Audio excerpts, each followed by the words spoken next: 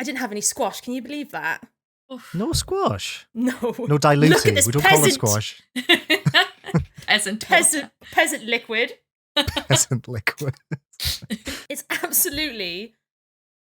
quite nice actually. Maybe, but I'm not. I would normally have squash. I've not converted. Just want to put it out there. I'm not converted. I normally would have squash. Not converted to water. What do you mean? I never have water. Never. You never have water. Well, yes, but with squashing.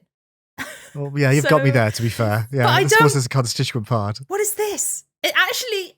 No, you know what? Let's just start the episode. I'm not getting into that. But doesn't it look... Water looks cool. That's what I was going to say. That's not... Anyway. Oh my God, you killed me. Oh, can we not? Okay. You can't start saying things like that when we start recording. Like, you can't just Can you stop making such a fuss about the fact that I've never seen water without squashing it before? Yeah. We've been talking for an hour and you drop the I'm fascinated by water, like, as we press record. 30 years old looking at a bottle of water like you've never seen such a thing before. Guys, check this out. It just looks so pretty. This is actually so pure and nice. I don't want to take this away from you. Yes, it does. I wish I could also see the beauty in the mundane, Rachel, and I'm jealous. This is what my reaction is. Hello, everyone, and welcome back to another episode of Indieventure, a very special podcast all about the wonderful world of indie games. As always, I'm joined by my two lovely co-hosts, Rebecca Jones. Hello. And Liam Richardson. It's nice to meet you. Thank you for having me on. And me.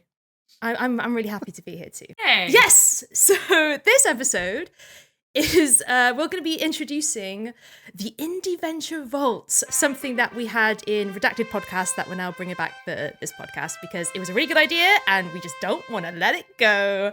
So yes, the Vault, capital T, capital V, is a magical place. Imagine a huge golden vault door, like massive, with the big handles that you turn. That's what we're talking about. And inside, only the most prestigious indie games lie. Those chosen by us three, obviously, not just like some random vault we found. We made the vault, and we decide what goes in it. So, from Redacted Podcast, we already have 6 indie games in there that we've chosen. So this episode will be briefly going over those 6, so 2 each person, and then we'll be adding in 1 more. So that's a total of 9. Wow. The vault will be like an ongoing indie venture feature that we'll keep returning to, whether that's during for genre episodes or just when we play a really stonking good indie. And then we just chuck it in the vault, in which I mean we very carefully place it on an imaginary shelf or in Liam's mud pit. Yeah, Thank you. Or in Liam's mud pit, which, yes, Liam has a mud pit. He is, that'll surprise no one listening. He is how I imagine the vault looks. But when you look at it, like you say, beautiful, beautiful gold door. And at the top, it has the words indie. And then there's a bit of cardboard that has venture written on it. And you can sort of see an S and a Y behind the cardboard. We're constantly scratched out here. Scratched out. The legality of who owns this feature, let's not think about it. And then we go inside the vault, and yes, we have these beautiful shelves where we put the games on to immortalize them, and then I have a small pit where we throw them in like frisbees, and I wallow in it like a hippo as I submerge myself in the finest indie games the world has to offer. Yeah, my indie games are over here on a lovely glass case shelf, right? And then you're in the pit. Each to their own. Rebecca, we never established if you had a corner of this vault. Now that we're back in it for the first time in nearly a year, just to put you on the spot. I think it would be very on brand for me if what I had was a tall sort of ladder-like shelf, kind of like the one, this is going to be meaningless on audio, but you two get to see it, the one behind me. And because of who I am as a person, I have way too many collectibles of a single character or notion from each of the games that I submit to the vault. Oh, I like that. So you have a merchandise shelf in the vault. Yeah, I get because most of the indie games that I own digitally, right? So I don't have a copy that I can put in. But if I really like something, odds are I'm going to have a plushie or a statuette, or I showed Rachel earlier, way too many key-rings and small blind box figurines. So I'm sure that's how I think I would like to put my contributions. You know what? To this. that is really handy because when Fangamer do sponsor us, and they Right. will, It's Fangamer, gonna be please. Yeah. I didn't even do that on purpose, but you make a really good point. right? Can I just say as well, I like the woman who owns a copy of Desperate Housewives, the game, physically, saying she doesn't own any games physically. I mean, I've generally not got the option much these days. I would own all of my media physically if I could, but increasingly it's True. sort of difficult to get hold of and difficult to justify as well because you bought something digitally, when it released, and then, often with indie games the physical release comes later, but I already own it, and that's a whole other thing. Yeah. Anyway, but yeah, I don't own many physical games anymore. Also because, like, as a games journalist, most code comes as code. I mean, I started this job in 2019 and I've never received a physical copy of a game. That was well out of the window by the time I was on the scene. Have either of you ever received a physical review copy before? Nope. Maybe. Oh, Of a game I may not have reviewed. Amazing. Well, it's fine. It was a couple of years ago, and I didn't want to pay however much for Kingdom Hearts 3, so someone very kindly gave me a that's review nice. copy, and I was very grateful. But good thing as well because it was utter garbage. So so with the vault, right? Okay. Yeah. I have a question to pose then. So all our favorite okay. indie picks are in there. Since Yeah. our game of the year 2023 was Dredge, do we put Dredge in the vault? Or do we have a section for our game of the year? Oh, like, I in feel the like vault? that makes a lot of Oh. sense. It's like its own Or thing. not. Dredge, we don't need to give it to Dredge. Dredge doesn't I need a feel place. like Just saying. it belongs in the vault, but it belongs in, like, there needs to be a sort of game of the year section of the vault, right? Because Okay. that's a little bit more, that's a whole different, like, set of rules and ideas that have led us to a game of the year. So maybe it needs like a trophy. I and there's, like, a completely trophy agree. shelf. Yeah. Mhm. Yeah. And what would the trophy be shaped like? It would be shaped like the tugboat, I guess, from Dredge. And then it's got a little plaque on it that says Game of the Year Ooh. 2023. Yes. I like that. Not an Yeah. eldritch horror, not like a fucked up eel trophy or Well, anything. I mean, how much detail are we going into? Because Oh. it could be like the whole thing. It could be the tugboat kind of on some tentacles, Ooh. like being raised out of the water Oh, by some tentacles. Yes, so instead of like a wave, like that a it's lot, like yeah. tentacles. Yeah. That's great. Love There that. we go. Yeah, and then we have the Indieventure, lovely Indieventure sticker logo that Liam made Yeah. that we slapped on all our choices. That can be there. And then underneath, for many years, 10, 20, 30 years, this podcast goes on. 100 years. me. Slowly, it will, for 100 years, it will fill with indie games of each year. And we'll go back through them and be like, oh, remember Dredge? That was our first one. Good times. I quite like the thought of doing this podcast when we're 60. Absolutely. yeah. It's Yeah. going to happen. It's a time capsule. I've said this before. It's going to be like a time capsule Yeah, I of like like that. us. I like that a lot. So yeah, we have the mud pit, which is really low. Yep. Then we have my cabinet, which is the most ostentatious thing ever. There's like gold, the can gold leaf, and like just lovely. like the most pretentious fucking thing ever. And then Rebecca's So bougie. up above. The layers is working out. Yep. Full of Fantastic. merchandise. Nice. Fangamer, Well- please. Welcome, you. Dredge, to the vault. Yes. Hello. Yeah, we clapping. Yep. Yay. Well done, Dredge. Absolutely great. Woo! Right, so are we starting off with our new entries then? And who wants to go first? I can go first then. The game I'd like to submit to the Indieventure Vault is none other than Stardew Valley.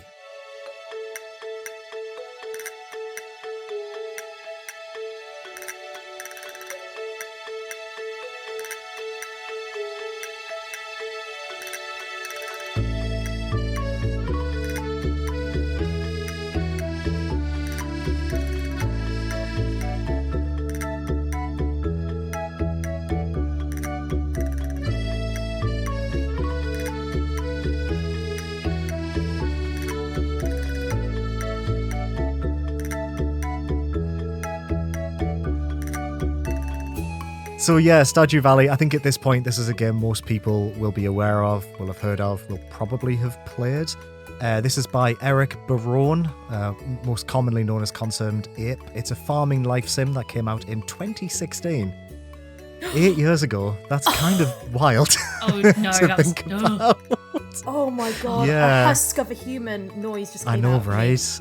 Like, I vividly remember this coming out as well. It does not feel that long ago. No! So, for those who aren't aware or need a refresher, Stardew Valley, you play as a young person who becomes jaded by the rush of everyday life and decides to move to their grandfather's old farm in Pelican Town, which is a small community located within Stardew Valley. Now, in Stardew Valley, you spend your time doing mainly, I would say, 4 distinct activities. Do correct me if I've missed anything out here. You farm, so you plant crops, you harvest them, you make sure they're all watered and will grow before a season ends. Each season has its own distinct seeds that you can cultivate and grow. You can forage in the local woods and tend to your livestock, keep them happy so they produce things like milk and eggs. The other activity you could do is socialize. The game is a life sim, like I mentioned before. Each of the villagers that live in Pelican Town, the weird and wonderful residents, they all have their own routines. They do different things on different days. And you can go into town, you can form relationships with them, you can attend festivals, and potentially, if you'd like to, find someone to marry and maybe have some kids with. You can mine. The game has a full mining system where you can fight monsters and gather minerals in this huge multi-level mine that gets harder and harder and has different secrets in the further you go down. And there's multiple mines in, which is something I didn't realize until this playthrough.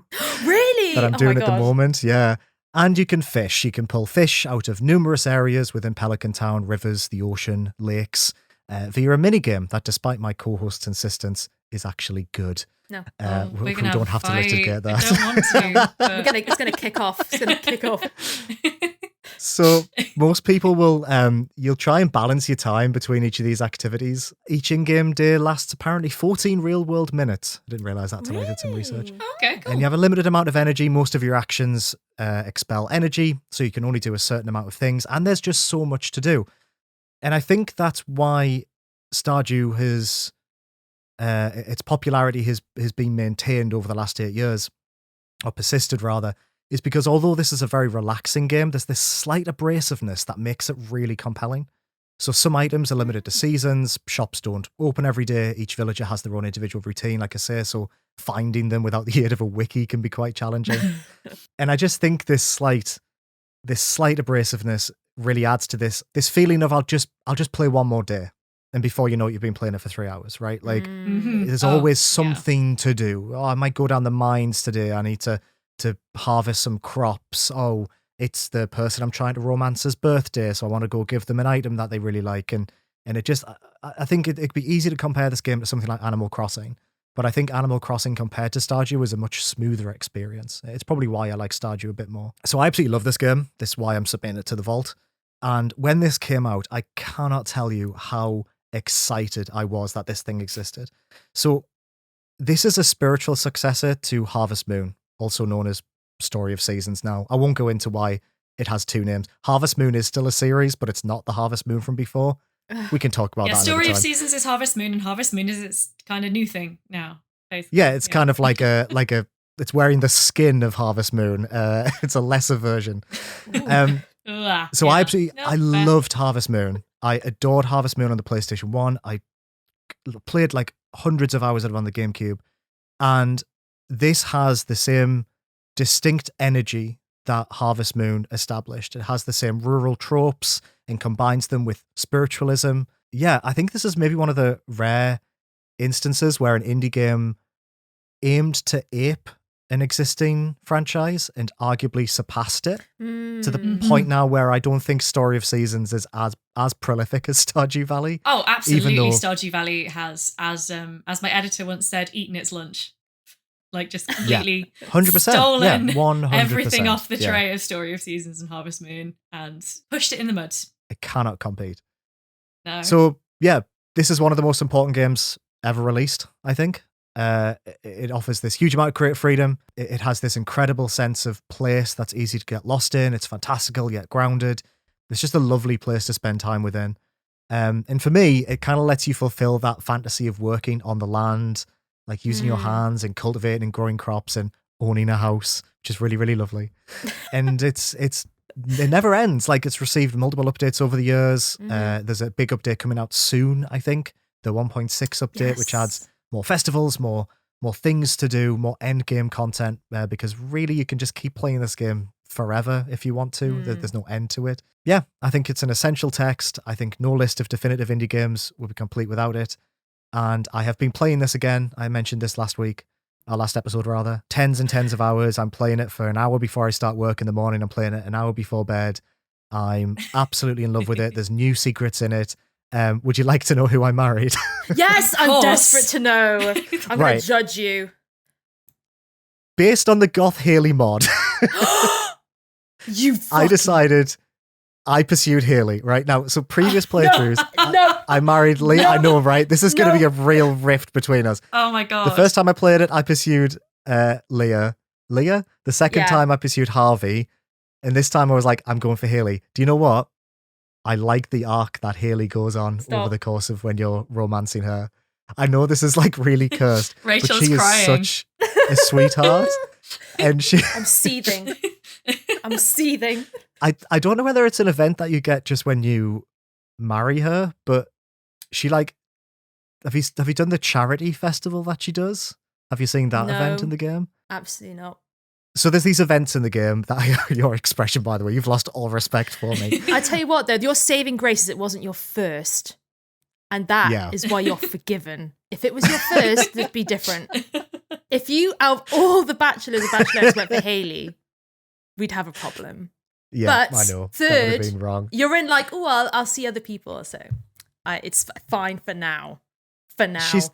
She has like such a nice arc, and she raises money to buy new books for the kids in the village when she realizes that. I always forget there's those two kids in the there are those two Pelican quite Town. cursed. Yeah.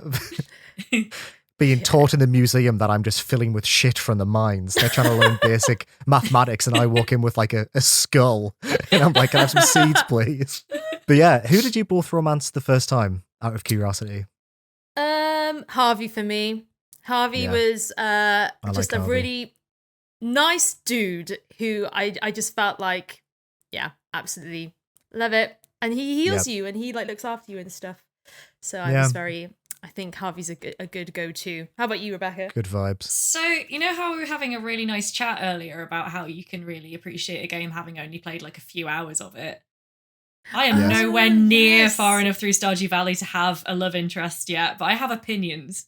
I've narrowed it down to like 4. Let's hear them. I've narrowed it down to 4, which is not actually that narrow, to be honest.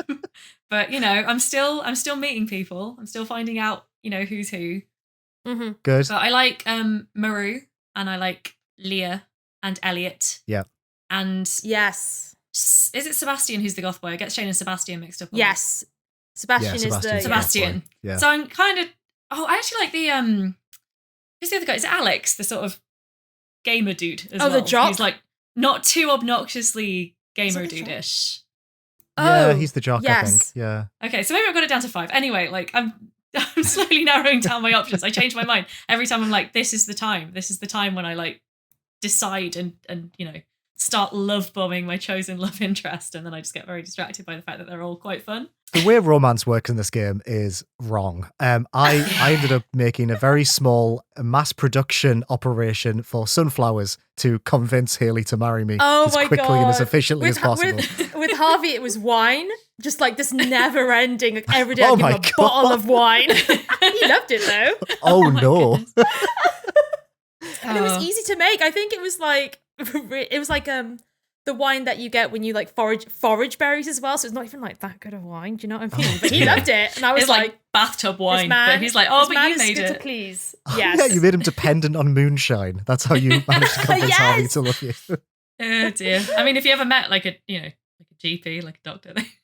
Yeah, it's a good point, actually. Pretty real. Pretty real. All those choices are valid. Yeah, but I'm tending at the moment towards Maru because I like her whole, you know. Yeah. Like, I guess partly cool. My real life partner is is interested in the whole science astronomy like side of things. I like scientists. What can I say? Exactly, nerd girls. Nerd girls are cute. Oh, she is cute. A good pick. The dungarees.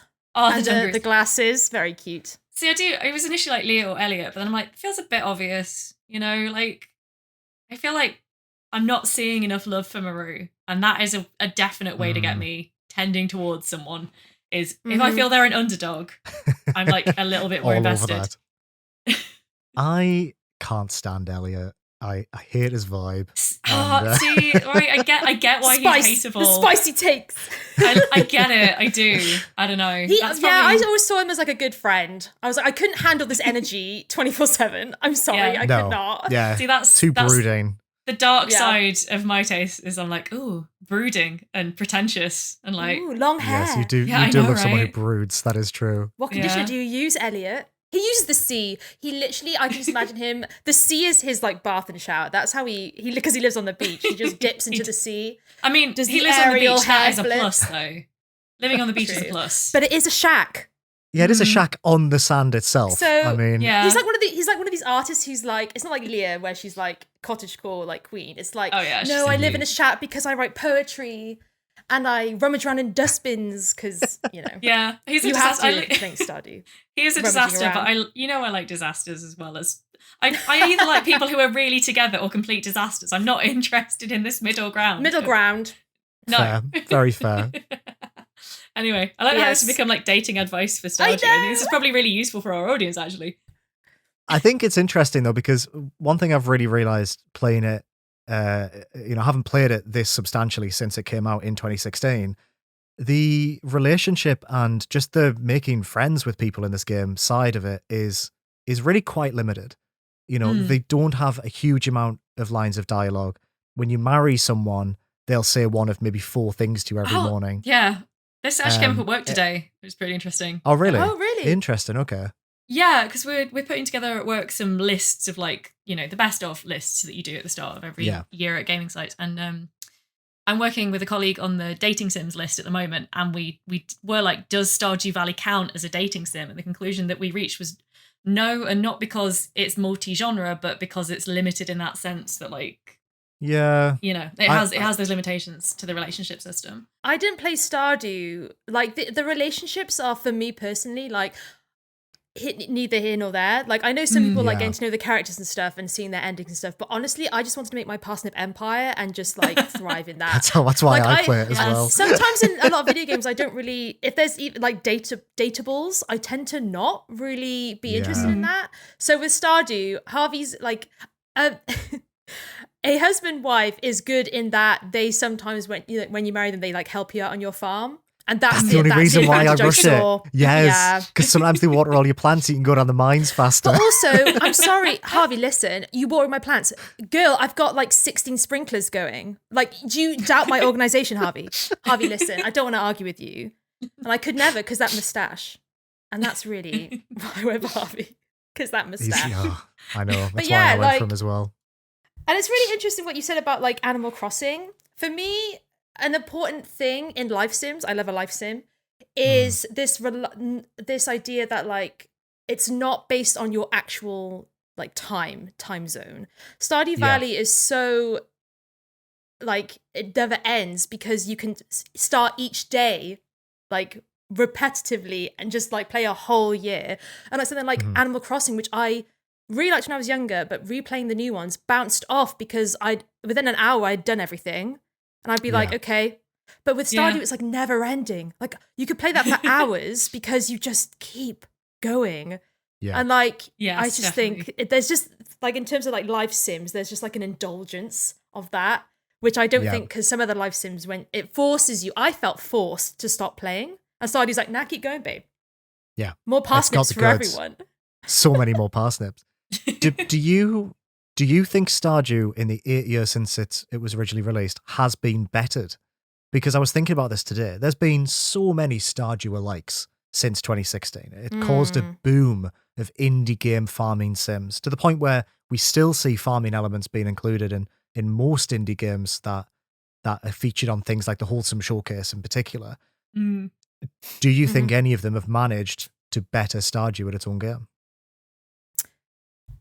Shit, what farming sims have I played? I've played a fuck ton of farming sims. It's such an interesting question because there's so many of them that I don't think it's possible, unless it's your full-time endeavor, to play them The all short and try answer, to no. assess them. Like, Yeah.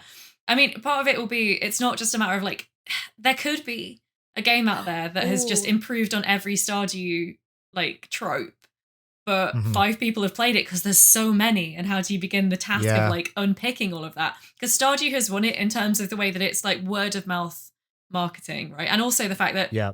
one of the big things about Stardew that I've always appreciated is that it builds community in by being quite opaque, and therefore there is a drive towards things like fan wikis, there is a drive towards forums, it's creating its own community Yes. around That's a itself good by being a point. little bit difficult to grasp, and that only snowballs obviously as some people become like experts in it. And so Yeah. it's generating its own community constantly, which none of these, it's going to be really That hard is so for another true. game to get that foothold. That is so true. Are you playing Like Stardew Minecraft, Valley, right? right? Unless you have like 10 tabs open on the Stardew wiki. And maybe Right. a I Reddit have post. so many open my phone right now. And also Stardew Farm Designer V3. God, I'm on that every day Oh, at the moment. yes. Planning Yes. my farm meticulously. Yeah. I think That's a there've been really good point, Rebecca.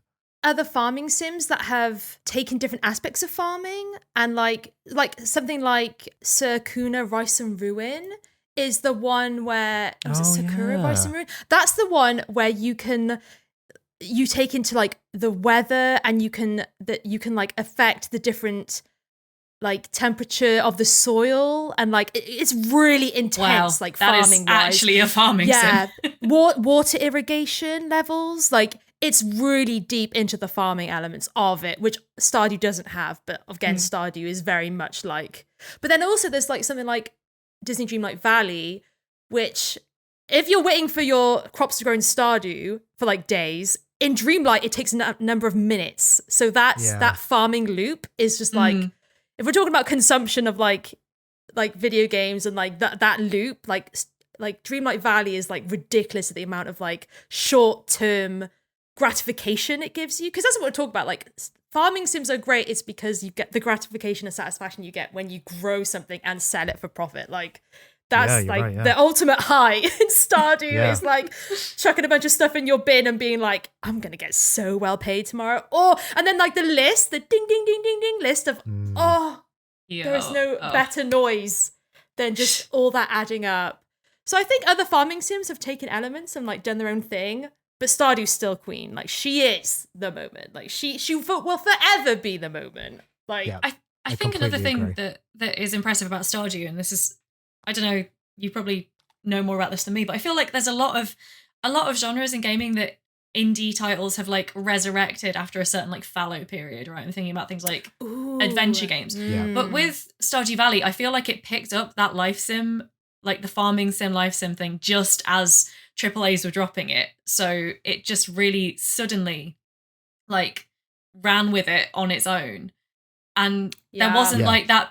It has a different feel to it. And I don't know what that means necessarily, but I do know that everyone's talking about Stardew Valley 8 years later, and that's got to mean something pretty big, right? For me, as someone who did play a lot of Harvest Moon and dropped it because there was that big split where Harvest Moon became a different thing and Story of Seasons picked up, and there was Rune Factory, and Rune Factory combined RPG elements in a way that I didn't love. It felt like Stardew was the cleanest interpretation of that. That's a really good point. Yeah, it felt like Story of Seasons was trying to be better. It was trying to be 3D. It was trying to do interesting things, and it was losing something every time.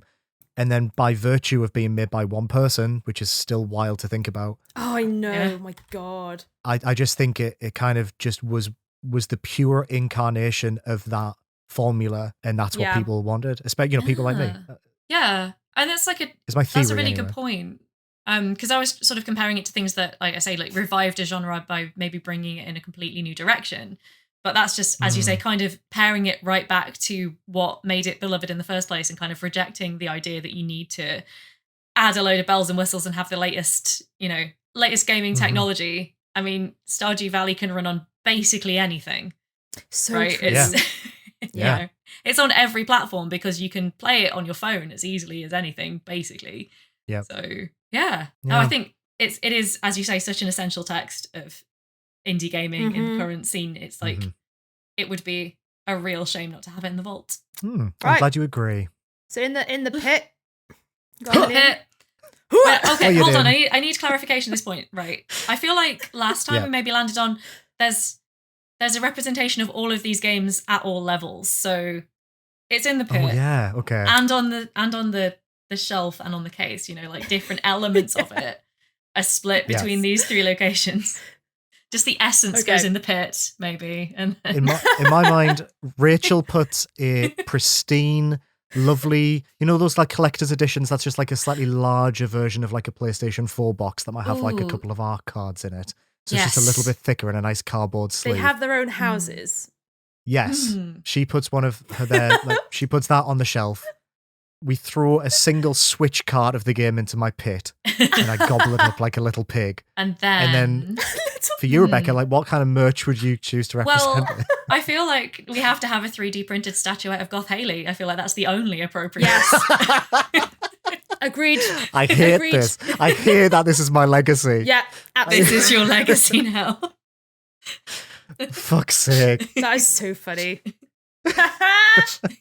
You liked it so much that you dated Haley in the game without the mod. I know. Embarrassing. Oh dear. Who's next? Rebecca, Shall you wanna go next? I go next?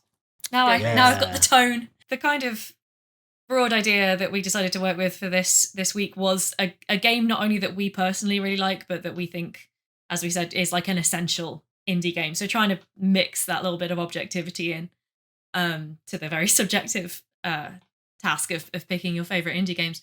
And of course, because I have to make things more complicated than they in fact are, and because I had a few different ones that I was struggling to choose between, and because my partner's an engineer, I decided to collect a data set and set my partner on the data set to work out what I think, in an incredibly limited and subjective way, is the best indie game of all time. And how I did this was I went through. Oh my God. I love this. I went through every BAFTA Games Awards, because I think they're the only semi-respectable games awards that you can really talk about. Like, I mean, obviously, still massively flawed and limited, but like, don't get me started on the entrance fee to even consider getting nominated. I know it's really shit, but it's something. It's a data set to start from. And so I went through all of the BAFTA Games Awards and looked at the indie games that were nominated and the indie games that won.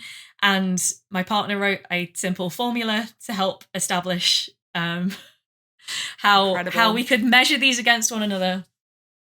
And it came out, and it turns out basically all the games that I was between were more or less the top 4 or 5 indie games that came out of that. So I feel a bit vindicated in my tastes, for one thing. It's pretty good. But the one that came out just slightly ahead of all the others, and so the one that I am submitting to today's vault, is Hades.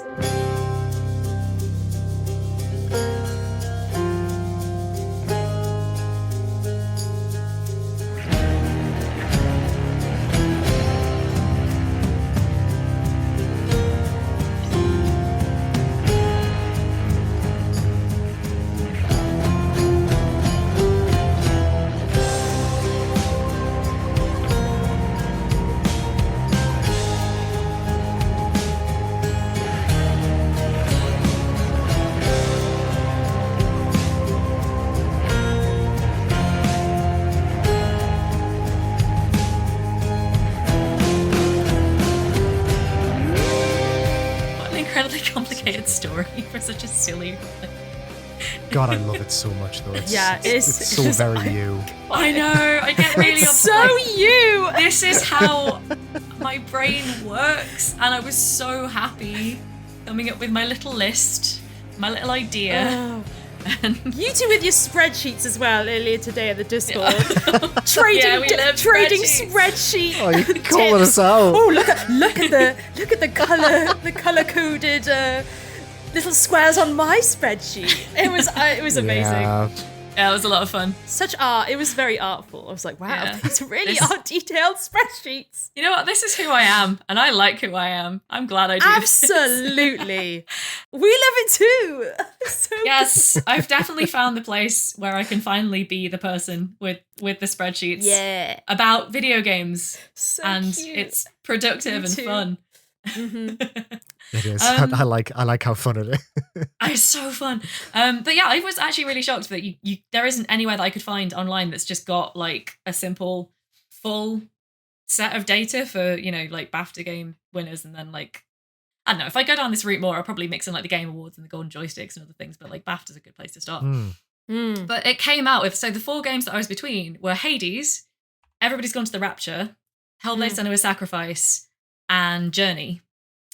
And turns out those are like, I think in the top, I did it down to like the top 10 biggest indie games at the BAFTAs, and they're all in the top 5, I think, or just like, So it's actually, yeah, I mean, like I say, taste feels a bit vindicated, or there's someone on the BAFTA committee who has really similar tastes to me. But yeah, so that was a fun exercise. But yeah, I decided like Hades obviously won Game of the Year in 2020, not just at the BAFTAs, at a lot of places, because it was freaking amazing. I was a little shy to talk about it because I think definitely of the 3 of us, I've played Hades the least. Like, I am not good at Hades. That's probably worth saying up top. This is kind of a weird choice for me, because usually that I prefer to talk about games that I feel like I have a level of expertise in. Whereas with Hades, I'm not very good at it. But it's worth saying that like I usually don't get on with games that I'm not good at. But I love Hades, even though I'm not good at it. And that in itself has got to say something. Surely before we even get into it, it's like, it's, lauded merits. The fact that you can be like pretty damn bad at roguelike dungeon crawlers and still be having a fun time with Hades and not be getting frustrated and just like enjoying the runs and enjoying the lore and all of that. It's like, I still think it's like, it deserves every one of the accolades it got. And I'm the person sitting there like being really grumpy when Elden Ring is getting nominated for stuff, because I did not have fun with Elden Ring because I was not good at it, and I did not find it was rewarding if you're not good at what it's trying to do, which is something that I think Hades really nails. But there's so many good things to say about Hades, right? I think to start with, the way that it uses Greek mythology and it works in such cool characterization, and the acting is also fantastic. Like, just I'm getting excited talking about this game that I can't finish because I'm no good at it, because I'm just so invested in the characters and the lore, and the world of it is so much fun.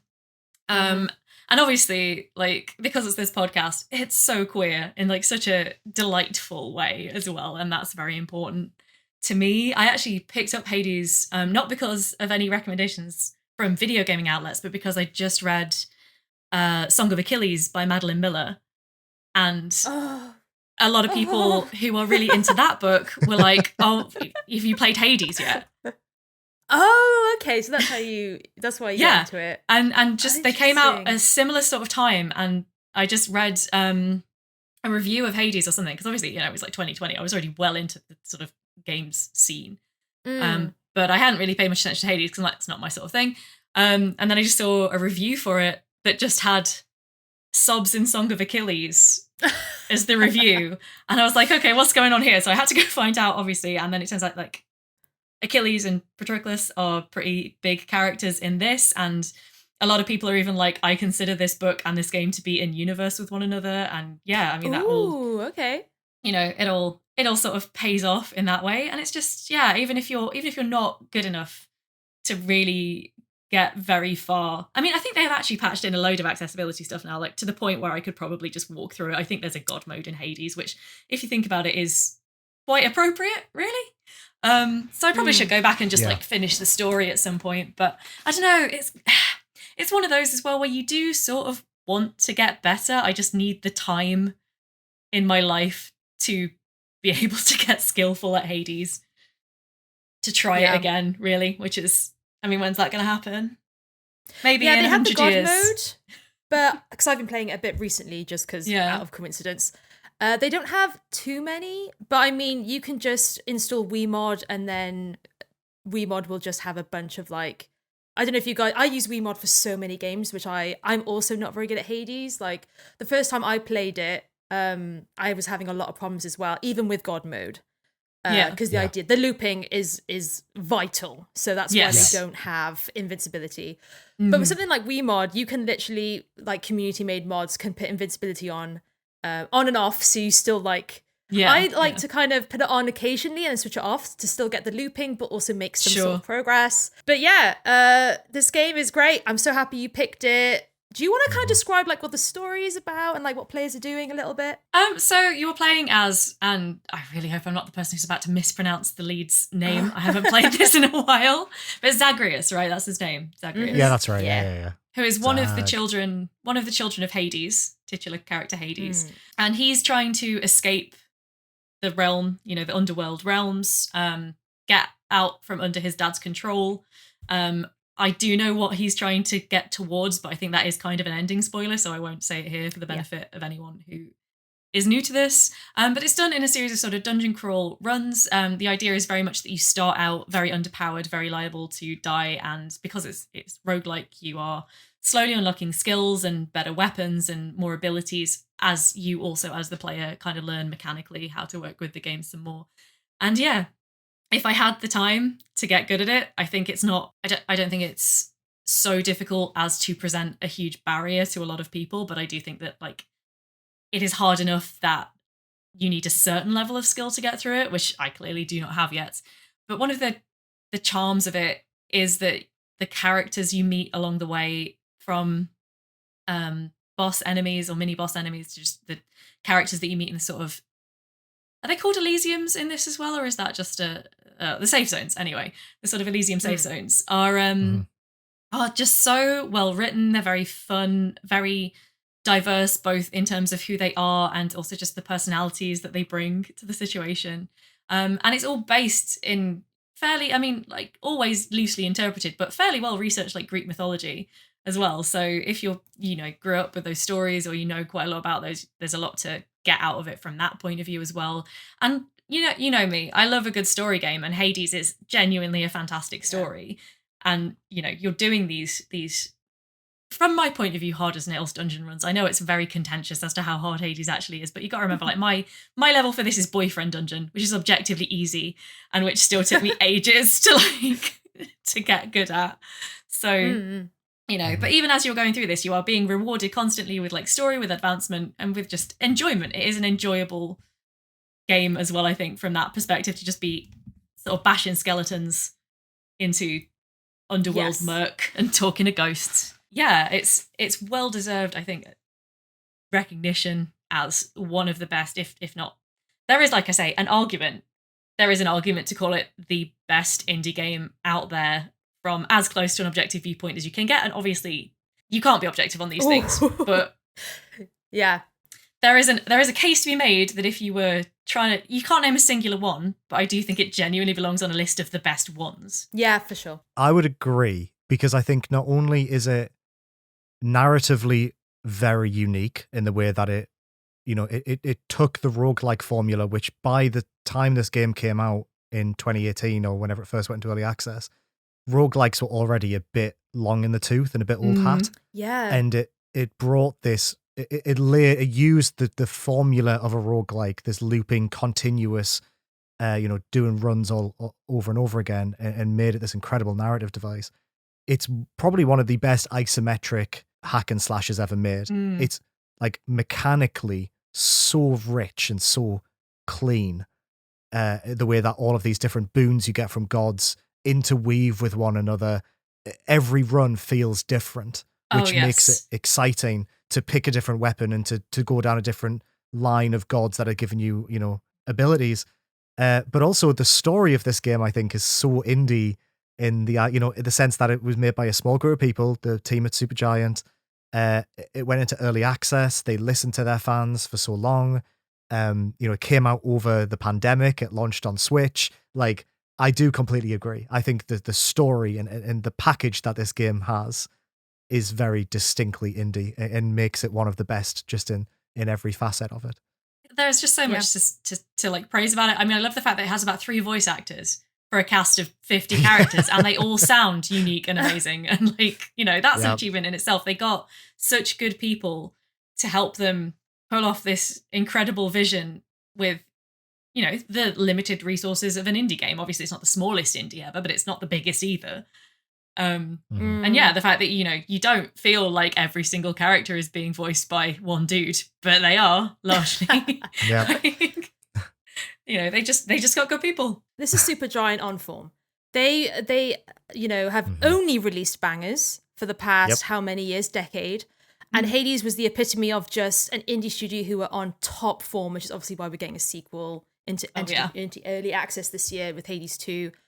I mean, we've basically touched upon everything. Like, it changed the roguelike formula in a way which I thought was a lot more accessible to people who might not be really into roguelikes. Like, I was not a roguelike person. I struggled with death a lot and was just like, my patience wore thin. There are a handful, like, loads of different reasons why the runs in Hades work so well. Different boons, new unlockables, story. Like, every run through you get different stories. Interactions with the characters are always so playful and interesting with like which Olympian gods. I live for the drama. These gods are just all bickering all the time, saying shit behind each other's backs. Like, this is a very like dysfunctional family of gods. And so just like getting to know them all and them like kind of being sassy about it. The artwork is amazing. The combat feels so crunchy. The fact that you can like, it's a dating sim also, so you can like gift like certain gifts to characters and get to know them a bit better. And this Supergiant. I can't wait for Hades 2. I can't wait for Hades 2. Even I won't have finished it. Even if I start now, I won't have finished Hades by the time Hades 2 comes out. But I'm still excited to play it. It's going to be so good. Absolutely. What? Yeah, like just the way that developers approach like development now with the early access thing, like approach like early access wise. The fact that Hades was in like early access for how many years? I was just actually thinking like more. I can think of Less? two games. More. I can think of two games that did the early access thing for a long time and came out and still stormed it, and it's Hades and Baldur's Gate 3. Which is when you think about it, like mostly it's kind of accepted that if you do early access, you're not gonna get that much recognition when you launch 1.0, right? That's typically a thing that you sort of have to accept, I think, in game dev. But those look at those two as exceptions, and like, wow. Yeah, is any surprise they're doing it again with Hades 2? Like, right, the exactly. amount that Why game wouldn't you? changed Why wouldn't you? over that massively. time span. Can you like? Of course, everyone's gonna love it because they literally were listening to players throughout its development process. Like, I think that's so interesting, and so many indies are doing that now through Steam's early access. It's fantastic. It was in development for 2 years. And I thought it might be 2. if you're interested in the complete Hades story, I absolutely have to give a shout out to No Clip's rolling documentary they did alongside the development called Developing Hell, where they checked in with Supergiant every couple of months. So good. One of the best video game documentaries I've ever seen. I think about the pandemic episode quite a lot, actually. It's oh my god, yeah. Interesting. Truly wonderful, wonderful documentary. But yeah, that really goes into how they didn't succumb to every whim of their player base, but they listened to the things that they thought aligned with their vision. And I really think that's why Hades works. It's because ultimately they knew the game they wanted to make, but they also listened to their players and crafted it in a way that also appealed to them. What a game. What a fucking game. I love Hades so much. Good game. It's so good. How right, like Bastion, Transistor, Pyre, Hades, Supergiant. What is the special sauce? Let us in. I want to know. Like it, and it's so great when you can just see a studio like development through these games. Hades is an accumulation of those 3 previous games into this. Oh, it's a through line, right? Absolutely. I love when you can see like the honing of the craft as well through a studio's work. I always love that so much. They're probably one of the few developers where I would say you could play through their entire back catalogue and just appreciate how much richer each game gets, but none will ever feel dated. Like, I went back to Bastion after Hades and still think that game fucking rules. Like, even though the combat in Bastion is a lesser version of Hades, they built upon that same combat system. Oh, they're so good. I am excited for Hades 2. I am. Part of me, though, is a little bit sad that we're not getting a new game from Supergiant set with a new world, maybe a new gameplay style.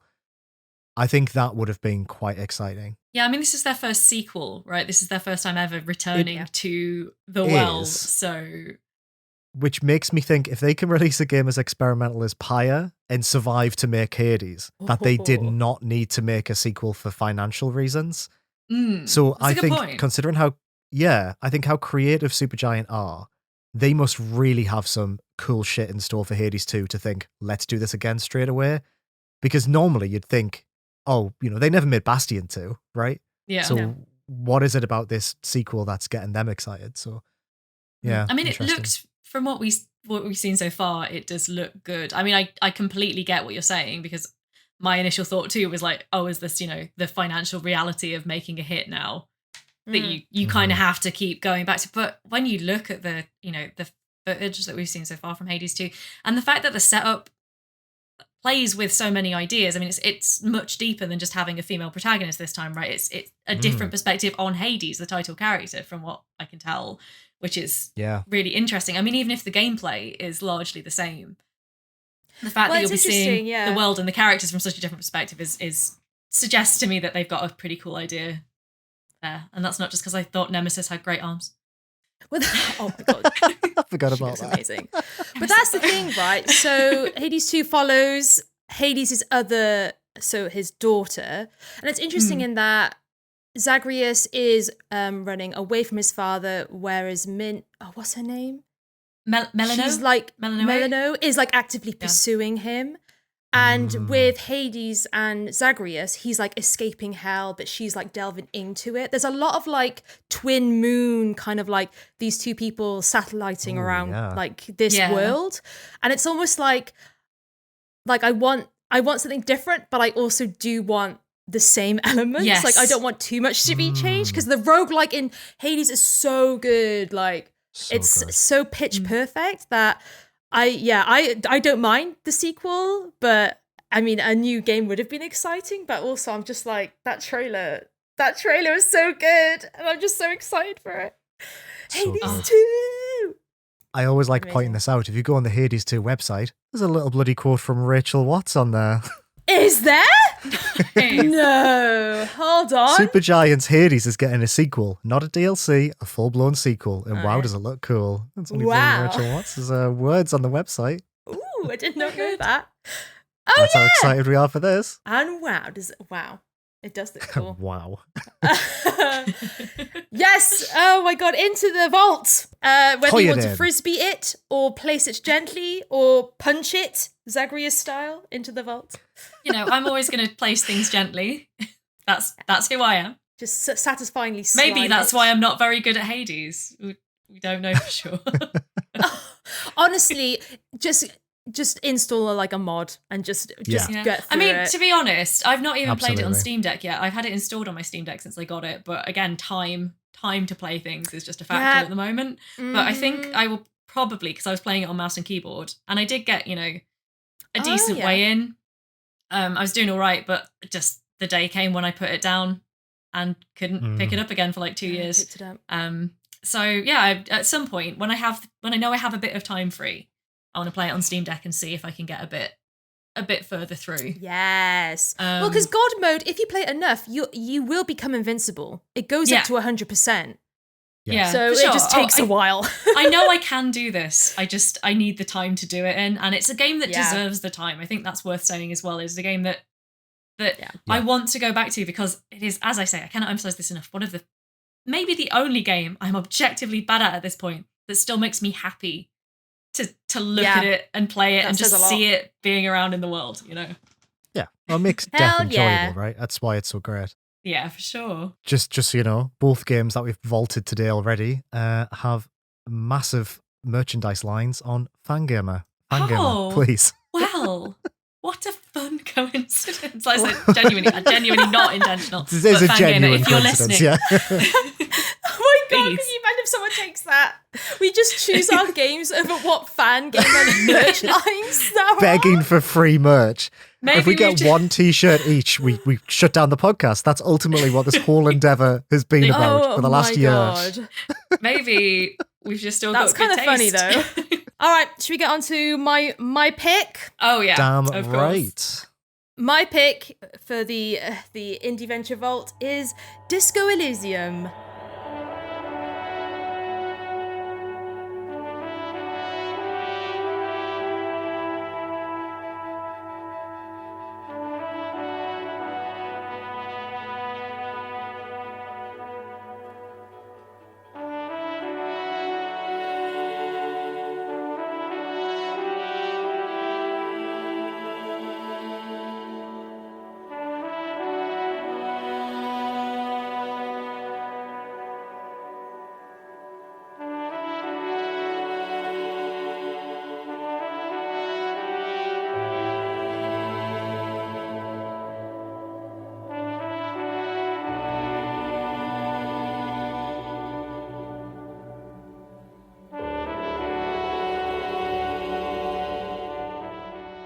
And then whatever cool music from that good soundtrack goes here. Oh my god, I just remember the trumpets.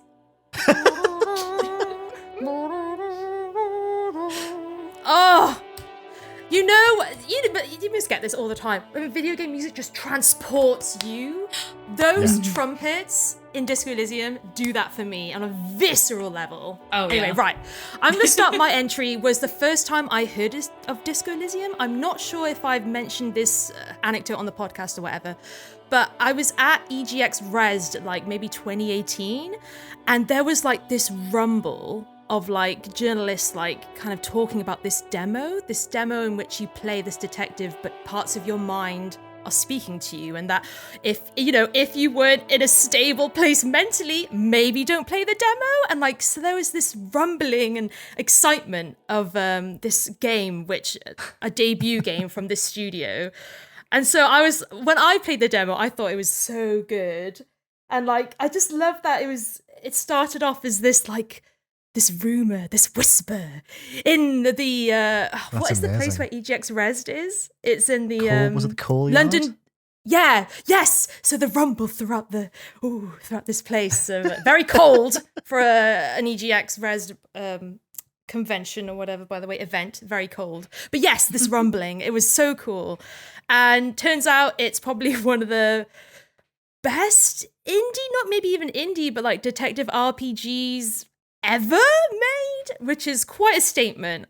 If you haven't heard of Disco Elysium, it's Jesus, where do I start?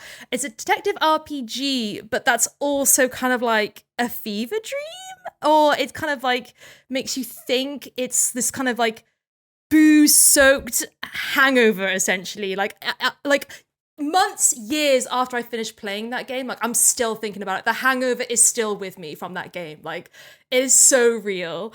So it's this dialogue-heavy RPG where, it's like part detective game, part psychodrama, where it came out in 2019, it dominated awards, dominated websites, best games of 2019. Yes. Everyone was really, really into disco. So it starts off where you play as a detective who wakes up like naked on the floor of this really grimy hostel, and like he can't remember his name, he doesn't know where he is, like he doesn't remember like nothing, and that's kind of like the character you're given, and like this kind of moldable clay in which you kind of mold into this like outline of a detective, quote unquote detective. Okay, let's just get it real. You do not have to be a detective in this game. Like, I'm using detective very loosely. At minimum, you're just a fucking mess of a human being. And I say that with all the love in the world. But it is soon revealed that you play as Harry Dubois, and the city you're in is Revachol, and you're there to solve a murder. And this murder is like the point on which this world, very rich world, like spins in terms of it's the strange characters you meet, the shady politics going on, and like it just feels like this city you're in is on the edge of like imploding completely and utterly. There's so much about this game, so I'm just going to go into like my favorite parts of it, which is the skill tree, inverted commas system, which is kind of like explored in this like kind of like, I think the point was when this game came out and people started talking about it, everyone had different experiences because the way that you make this character in this game is so unique.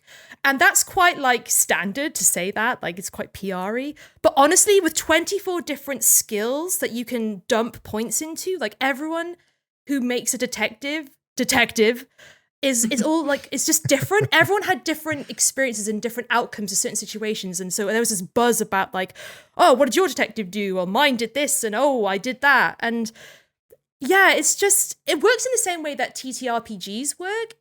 You are asked to perform skill checks and you roll dice, and depending on where you've dumped your points into, you get different outcomes. So it's very inspired by, the TTRPG RPG system. So are you at a crime scene? Like, do you spot evidence? Roll for it. Like, are you talking to a witness? Like, how much information you get out of them? You got to roll for it. So cool. Standard. Cute. Love that. But also the skill like checks and points in this game are unhinged, like absolutely unhinged. Like you can dump stuff into authority, which is like where you're really good at being imposing when it comes to interrogating people. Like you're intimidating to them and you're good at getting what you want. The one that everyone always goes on about is Inland Empire, which is like this kind of Lynchian like skill where you can like, you go on your hunches. It's very Dale Cooper from Twin Peaks. Like you feel people's emotions. You like go on dream logic, and there's points where animated objects start speaking to you, and that's all good. My favorite one is Shivers, which I don't think people talk about a lot. Shivers is the skill points, the skill where you can like feel like the energy of this city. And this game is very very text and dialogue heavy. It's written in beautifully. But yeah, you can kind of tune into your surroundings and like hear and listen to the city, which is ridiculous. And you can like assert certain clues about the city and the people in it from like a building or graffiti, or like you can just get an insight into the history and the people who live there. And I fucking loved Shivers. Shivers is best. Inland Empire, great. Everyone goes on about that. Shivers is where it's at.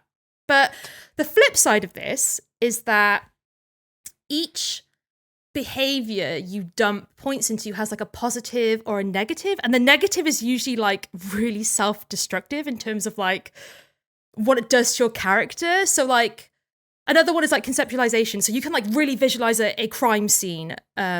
You can like see how events played out, but you're like a pretentious fuck. You are so fucking pretentious. There's like empathy where you're good at letting people open up to you, but you can feel everything about them, like their pain and their suffering. Like you can feel everything. And the cool thing is that these parts of your personality talk to you. There's like, you're in constant conversation with them. They all have voice acting. They all have different personalities. You debate them and they inform your decisions. And so, yeah, this idea that you're like picking and choosing like concepts and personality traits, it's like you're like Ardman Clay forming your own little detective man who's a mess. But also you can get like, you can dump all your stuff into logic and be the best fucking detective ever. Or you can like really play into the weird side and like it's the ability to kind of like explore a physical world, but also you explore, this is so weird, but like the landscape of your own detective's mind and how he perceives stuff is unreal. Like you don't get that in games a lot. Like, and it's just like feels like such a personal experience because of that. And I won't go too much into it, but that's the best thing about it. The city is fantastic. The dialogue system is awesome. Characters are really wonderful. Kim Kutsuragi is one of the best sidekick lieutenant characters ever. Like, there are moments in this game that make my heart like ache. Like, it's so fucking good. And yeah, it's just about playing this character who's like on the edge. It's not a sleazy cop sim, is what I'm trying to say. Like, there's nuance to the way that this game tells its story and explores its city. And there's just been nothing like it. Like, I have not played anything that has come close to what Disco Elysium has made me feel, the way it's made me play games. Like, I just love it! And apparently many people do too. So yeah, that's why I'm fucking hurling this. Oh, Final Cut copy, Disco Elysium Final Cut. They released an updated version of the game with like more shit in it. So yeah, that version. I'm like hurling this game into our vault, like absolutely lobbing it. I love this game. I just think about it every now and then. I'm just like, wow, that is a game. This is a blind spot for me. I've never played that. Girl. But weirdly, you being at EGS Rezzed in 2018 is when I got that. Yes! So oh my so god! funny. I got a framed Disco Elysium print. Yeah. I also saw Disco Elysium for the first time demoed at EGX 2018, but EGX, the main one, not Rezzed. Oh yeah. So, yeah, mine was at the main one, not Rezzed. Yeah, so we were there together then. Oh, we probably I mean, we must Ooh. have run into each other probably in Must have terms of walked being in the past same each other, massive yeah. warehouse a few times before we actually met. But yeah, they were clearly doing a very good job of like demoing it around that time, because I played so many demos at EGX20. It was my first time at EGX. I played so many things, and that was something that went on my radar and stayed so firmly on my radar. And I did buy it Same. and play it, and I've technically finished it in the incredibly loose sense that I What's that? have that I have seen my character die at, I think, the earliest point in the game it is possible for him to die. So here's a fun thing, right? My playtime on the 3 games that we've talked about today, all about the same. I'm in that uncomfortable zone where I'm like, I've played a few hours, I've really enjoyed it. I've had to put it down and never had the time to pick it up, because they're all really big games. That's the thing that is interesting about our selections today, is they're all quite hefty. Whereas I feel like the games that we'll talk about in a bit as our former Vault, they're much smaller. We picked like 2 small ones and a big one, which was interesting. But yeah, I've technically seen an ending in that I created someone who was such a mess that he failed the same like essential story check 5 times in a row, and then I think was kicked to death by a small child or something equally like. Oh yeah, there's one earlier than that, but that is pretty early. That's pretty. There's one where your physical traits are so low, you switch on the light and you look into the light bulb and you pass out and die because of how bright it is. I didn't do that one, but I did. I did good. everything I could do in the area till you have to talk to the little boy, and then he's basically taunted me to death.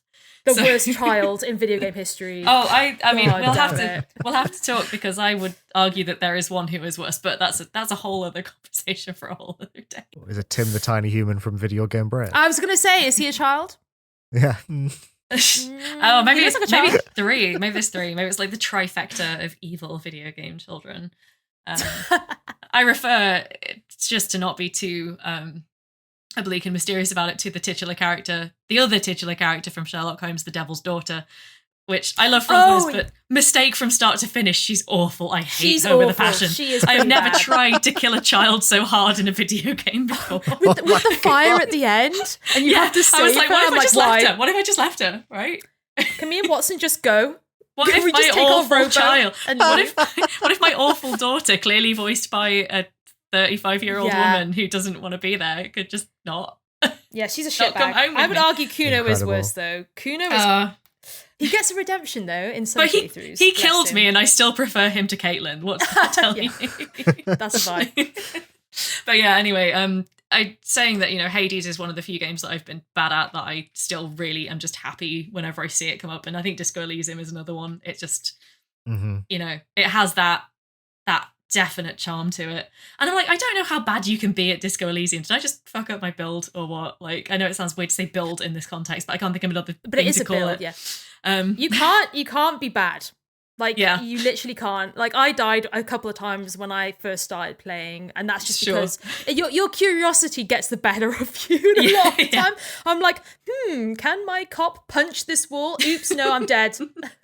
I mean, it's gotta be said, like, all 3 of these games, I have quit but not rage quit. I have put it down, like, I'll come back when I have time, and I just haven't had the time. But they're all perfect games, in my opinion, or close to perfect. They're just so good. But, life and time.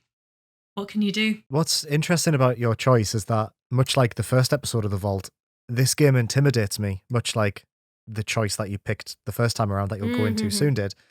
This feels... I played this for an hour at EGX, loved it. I own it. I bought it the day it came out. I've never started it because I'm worried that it's too smart for me.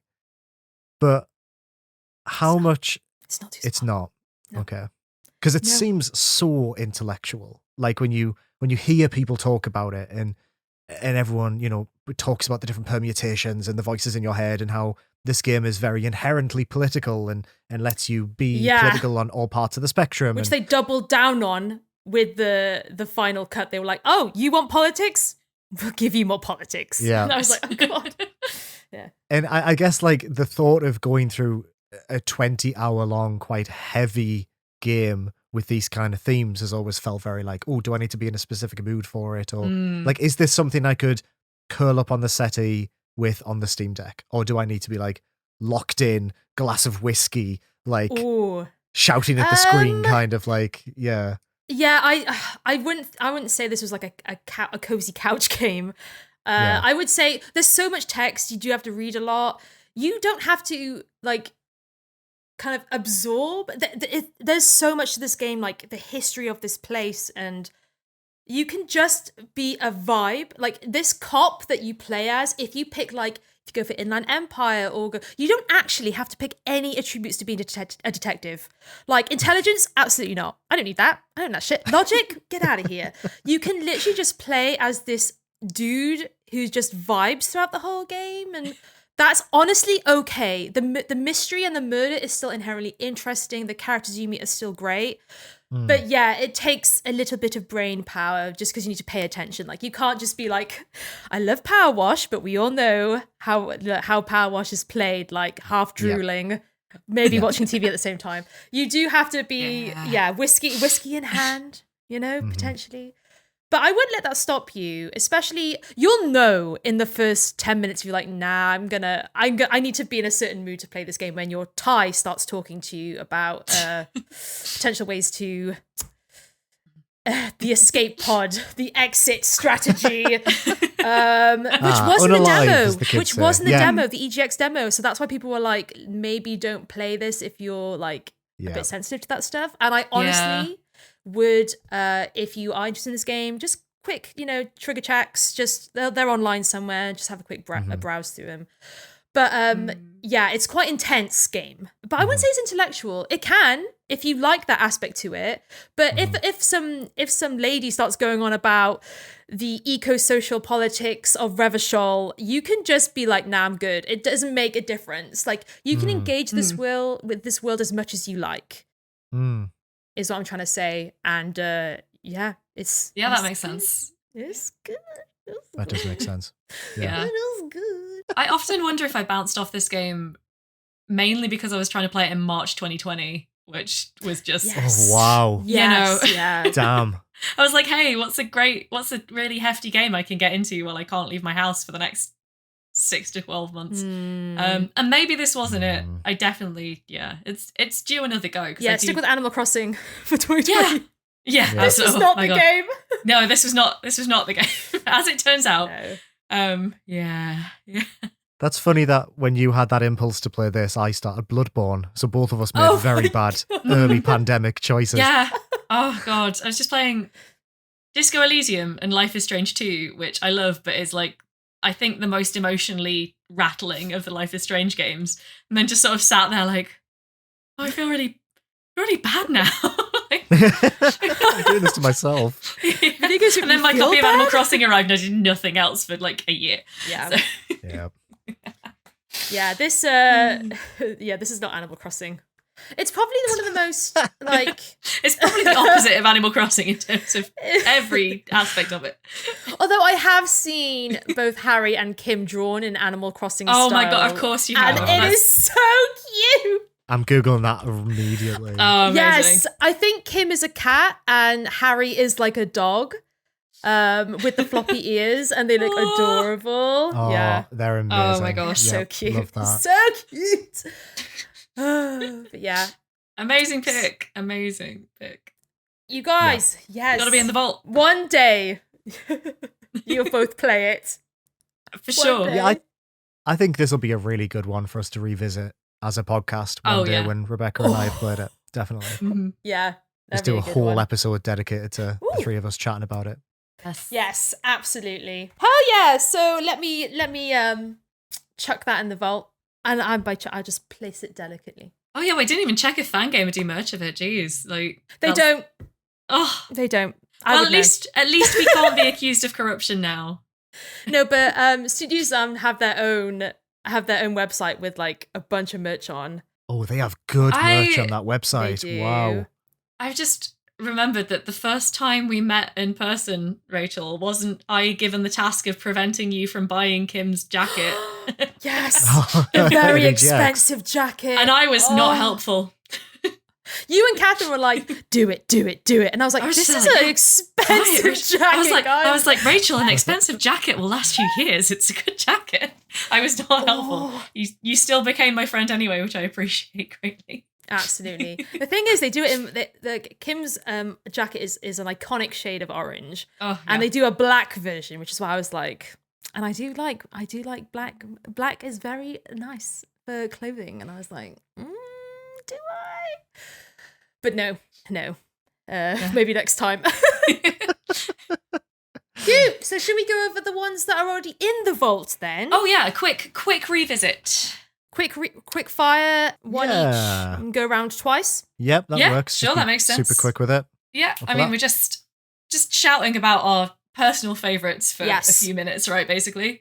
Get everyone up to speed. Make sure that you don't have to go back too far in our back catalogue of episodes if you want to understand what the hell's going on here. So yeah, try and keep it within Indieventure instead of giving you additional reading material that's outside. Oh, that's why everyone's reading list. Like, I mean, obviously, I love the reading list, but like most people don't appreciate it when you're like, hey, just go and listen to another 15, 20 episodes of something else. So many hours. I know. It's a lot of time to spend with us.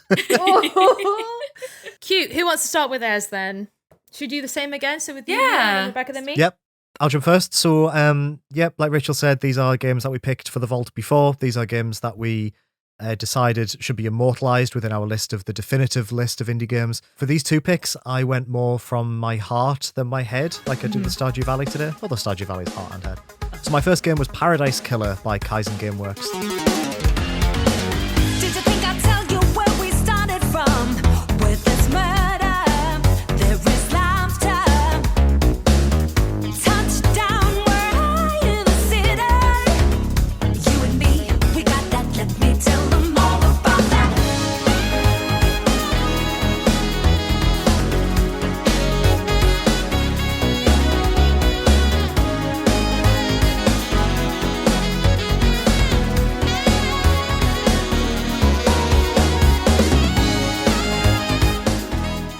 This came out in 2020. This is a locked room murder mystery that combines visual novel elements with the scope and structure of an open world game.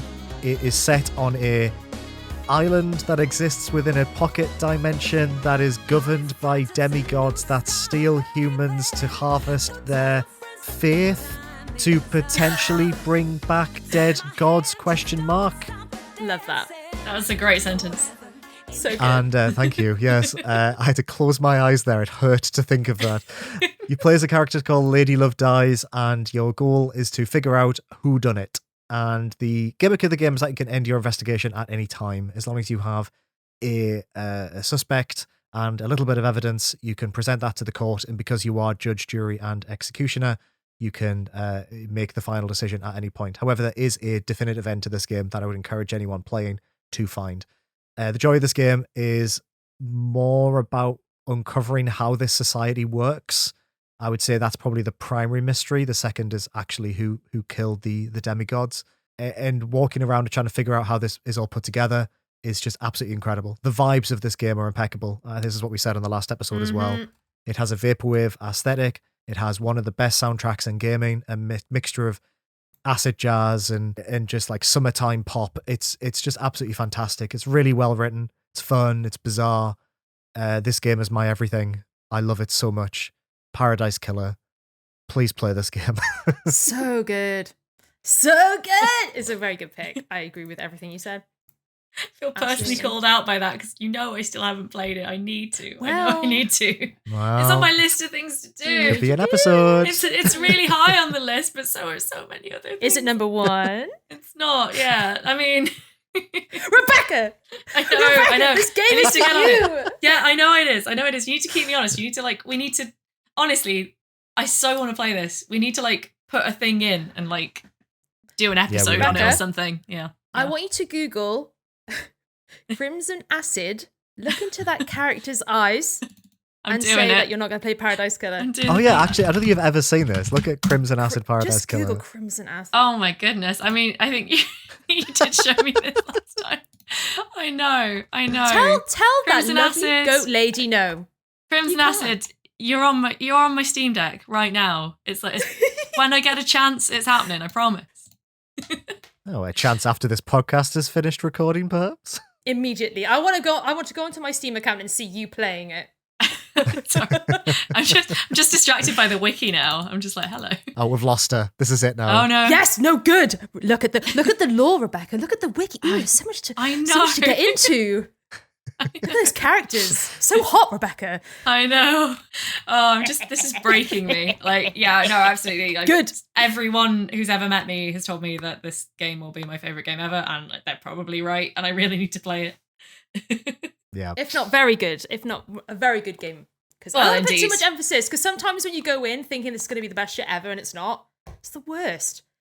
It is, yeah. Sometimes, Not liking something yeah. can be But hard. you will love definitely. it.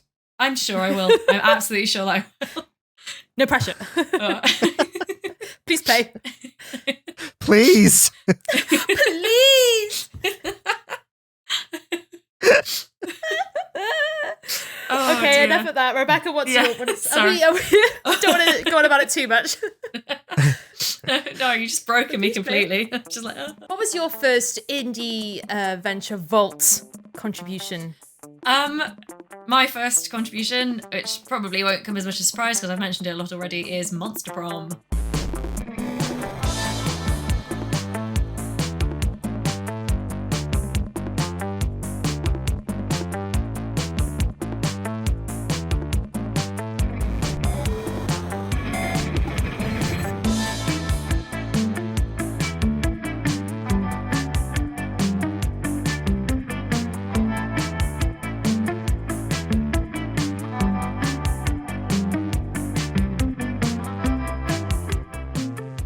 What's that? I've not heard of that. I've made that And- joke before. I've done that joke before. I'm never sure if I should actually hold for music. I'm never sure. Oh yeah, definitely. Let's hold for music. Yeah, definitely. Yeah. Yeah.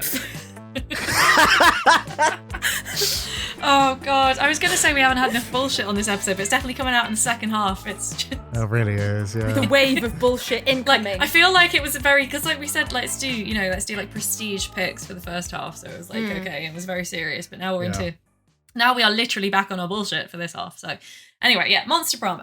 Monster Prom is probably, I would say, one of the smaller games that we've seen in the vault so far. It kind of it's quite niche in a lot of ways. It flies under the radar for a lot of people.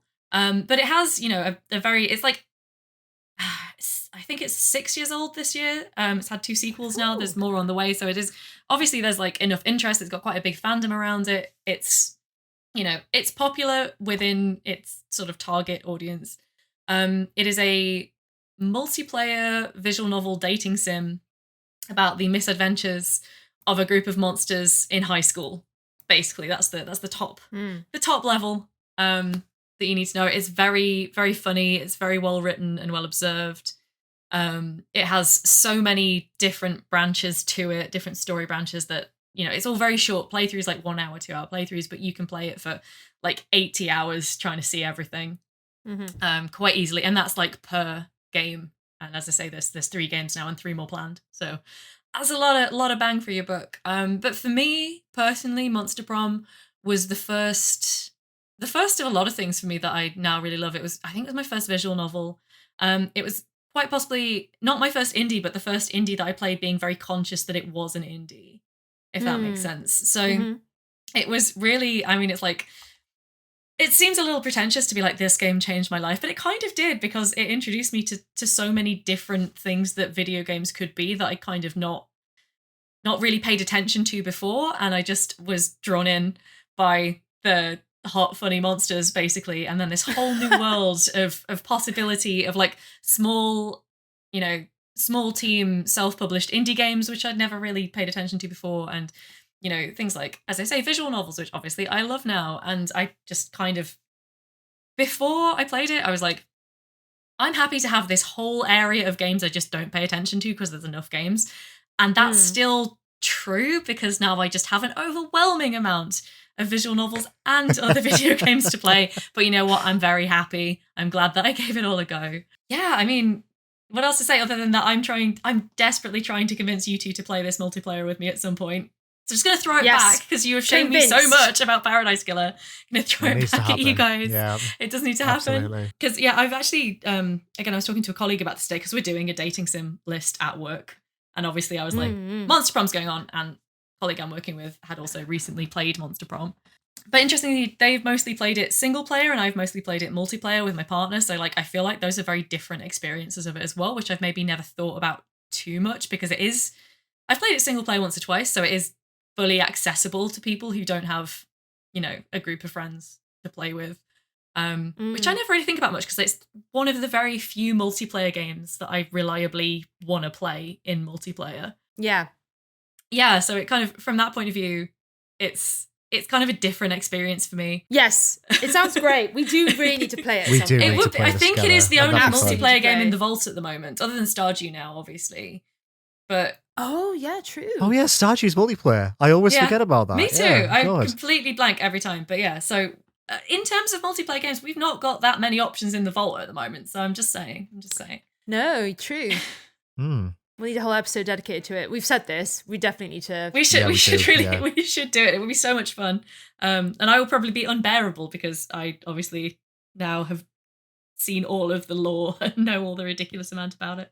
Yes, I want to play it with you specifically. Yeah, I want you to telling tell us the everything. lore. Yeah. I mean, I really want to see you guys playing it, not knowing what's going on. That would be Well, hilarious. to I've me. played it before, Yeah, I know you've played it. Like, but to an many extent. years Right, ago. yeah. Mm. So yeah, you don't I revisit don't it remember every few months like I do. everything, yeah. Oh dear. So I have a plushie. I have a Monster Prom plushie over there, so it's already represented. Oh yeah.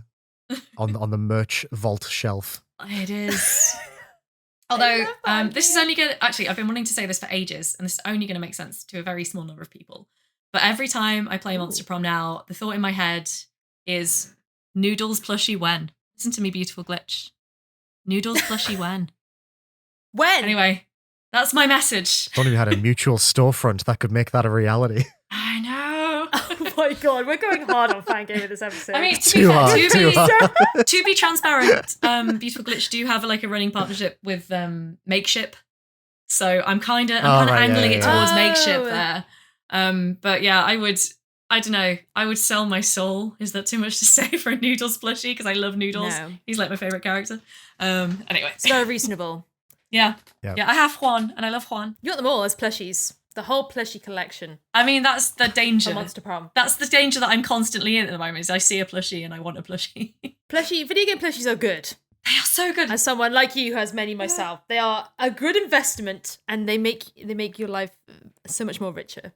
Oh yeah, they're just stuff that makes you happy to look at. That is what I want in my 30s. I'm like, I can't always commit. This is the thing. Can't always commit the time to a book or a film or a TV show or a video game, but I can just look at a plushie and be instantly happy. So Yes, I agree. I didn't almost just whack myself in the I saw. eyeball. It was so close. It was close. that's dangerous. I Oh, went no. like this. Oh my god, it was so close. Anyway. Okay, Oh, fantastic. funny. That was a good pick. Very, very, very good pick. Yes, so my pick from last time, I don't remember which one I talked about first, but one of mine from last time was Return of the Obra Dinn.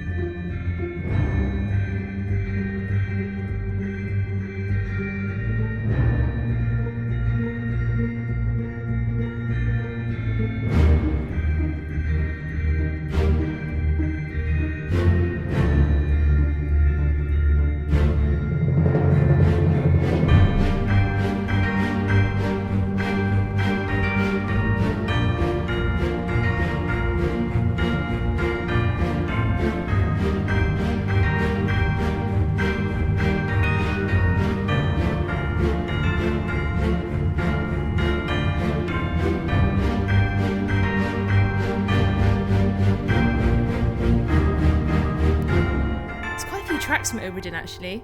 Oh, it's got to be the track, though, isn't it? It's The gotta be track. Soldiers of the Deep. It's got to be Something from those the Deep. goddamn bells. Soldiers Sing- from the Deep? Soldiers from the Deep. Yes, Liam. Yes, Oh, yes. I get bloody chills every time that track comes Right, on that's now. what I'm talking about with music. Sometimes you're just like, oh, Oh, those bells. the last time you spoke about this, you changed my life, and I don't. That's not hyperbole. You talking about this game has led to a series of events that have changed my life, ruined most video games for me. Tell us about Obra Dinn. Yes, it's such a good game. So this is another detective game. We love a good detective game here on Indieventure. Oh, we do. You don't actually play as a detective in this detective game. You play as an insurance person, assurance adjuster, is it? Yes, something. It's insurance person, adjuster, who has been called on account of the Obra Dinn, a merchant ship which disappeared many years ago, has now suddenly reappeared in the 1800s. It has weirdly floated into shore. Everyone's kind of super scared about this ship that has just suddenly reappeared. But yes, you are an insurance person who's been called to basically explore this ship, work out what happened to the missing 60 plus 62 crew members and occupants that were on the ship when it disappeared and did not reappear when the ship reappeared. This game asks you to, solve 62 mini mysteries in what happened to each person, how they met their end, even if they are dead, if they're not, where are they, what happened to them? And you do that 60 plus times, and it's just really good detective game. Kind of the same way that Paradise Killer is very hands off with it, the way that you solve its mystery. Obra Dinn is the same. You're essentially given a bunch of tools, one being a pocket watch, which transports you to the moment of each character's death, demise, escape, whatever.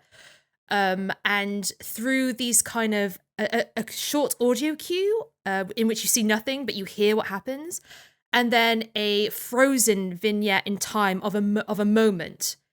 You explore this vignette and find out what happened to this person. The three questions being who are they and how did they meet their end? Those two are the most important ones. Oh, and and if they did, how? Like if they got murdered, how did they die? If there was a weapon involved, or just like questions around that. And so, this kind of hands-off approach to detective solving just makes you feel so smart. I think a big question when Obra Dinn is brought up is, I don't think I'm going to be smart enough to solve this mystery. Honestly, Return of the Obra Dinn is such an accessible game. Even for those who aren't into video games. Like, I've suggested this to my dad. My dad also told his friend about it. I've told my mum to play it. Like, if you can click with a mouse and you know that, like, tab opens like a menu, you're good to go, babes. Like, your granny could play this, and she could probably run it on her potato, like her PC potato, because this game has a very striking 1-bit art style. You could basically play it on a Tamagotchi if you wanted to, like. And just the way that it deals with like folklore and sea, like the whispers you hear like from sailors, and just like it kind of goes in certain directions that you're not quite supernatural, but just myths and mythology and like Pirates of the Caribbean shit. Like, that's what so good. And it takes a couple of really interesting directions. It's just a really good detective game, and you feel super smart. It makes you feel like a detective, even though you're not one in this detective game. So yes, Return of the Obra Dinn. Play it. So it's good. It's a detective game. It's set on a boat. Is it the perfect indie-venture game? Like, it just really is at the intersection of all of those interests that we find ourselves coming back to on this podcast. And like, yes. This is the best game ever made. I firmly believe that. I don't think there's ever been a game as There's good. A strong argument to be made for it, I think, for sure. I would put it up there with Hades as a contender, definitely. Oh, it's so good. It's so good. Nothing makes you feel like Obra Dinn. And I think one of the best things it does is it's a masterclass in framing. These little vignettes that you see, the way that it plonks you down, it takes, you said this the first time you spoke about it, is you'll see something and you don't know what you're looking at. Yeah. And then it suddenly clicks and you're like, what the fuck happened here? And the game, every single answer is there. There is nothing that you have. You might have to do sometimes you feel like you have to make a leap. And then you might look into it online after you've finished and you're like, oh, I didn't need to make a leap. It was in there the whole time. If you play this, I'm begging you, do not Google any solutions. You are smart enough to figure this game out without resorting to guides. If you're absolutely stuck, then I get it. But give yourself the chance to just think about it, because you will find the solution, and you'll be chasing that high for the rest of your life. So good. This goddamn game, Lucas Pope, you're a genius. Lucas Pope? Good. Right? Like, He really popped off with this fucking game. He My God. popped off. Lucas popped off. It's good. No, it's good. We can workshop that. You know what didn't need workshopping? This fucking game. This perfection of a video So game. good. It's so good. Yeah, it's very good. God So yeah, damn. in the vault.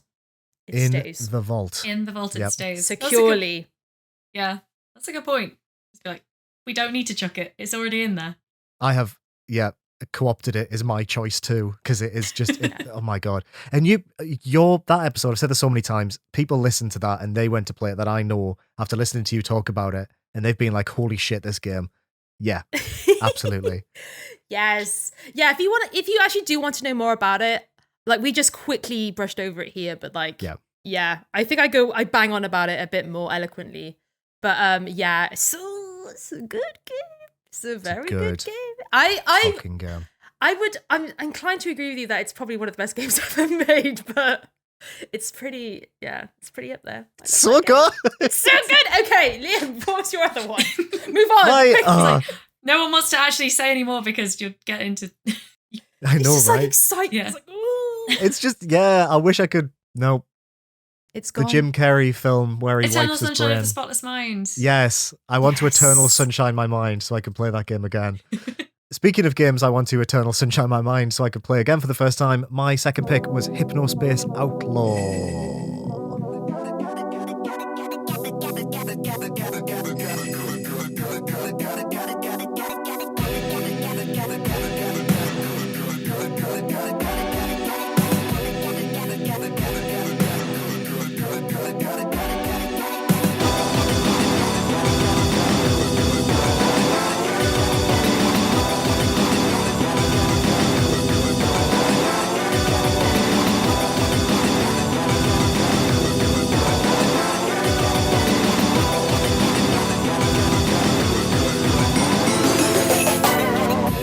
This is by Tender Shoot. It came out in 2019.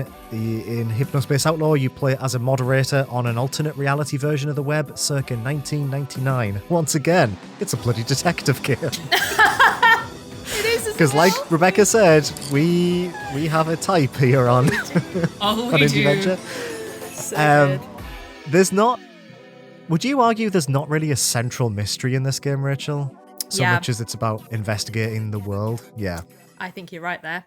Bang on the money. In this game, you play as a moderator, and you have given this fake UI for a desktop, very Windows 95 style desktop, and you can access the Hypnospace web browser and then go on to all of these different GeoCities inspired websites that are made by people, by a community of people who use Hypnospace, which is this sleep time computing service where you access it by wearing a headband. Or there's a bunch of fictional brands that are sort of like fantastical, slightly surrealist versions of real life brands.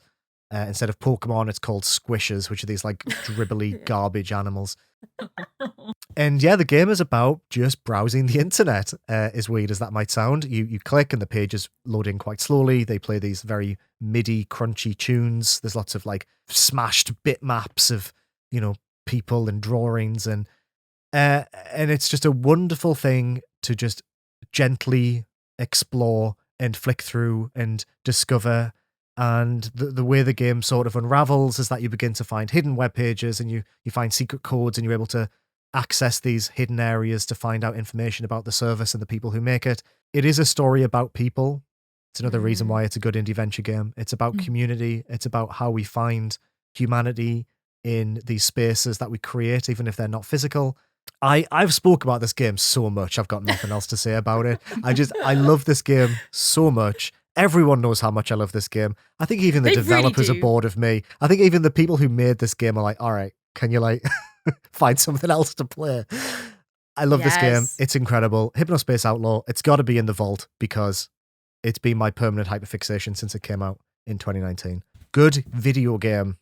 It is such a good video game. It's so good. What's the guy who makes the music?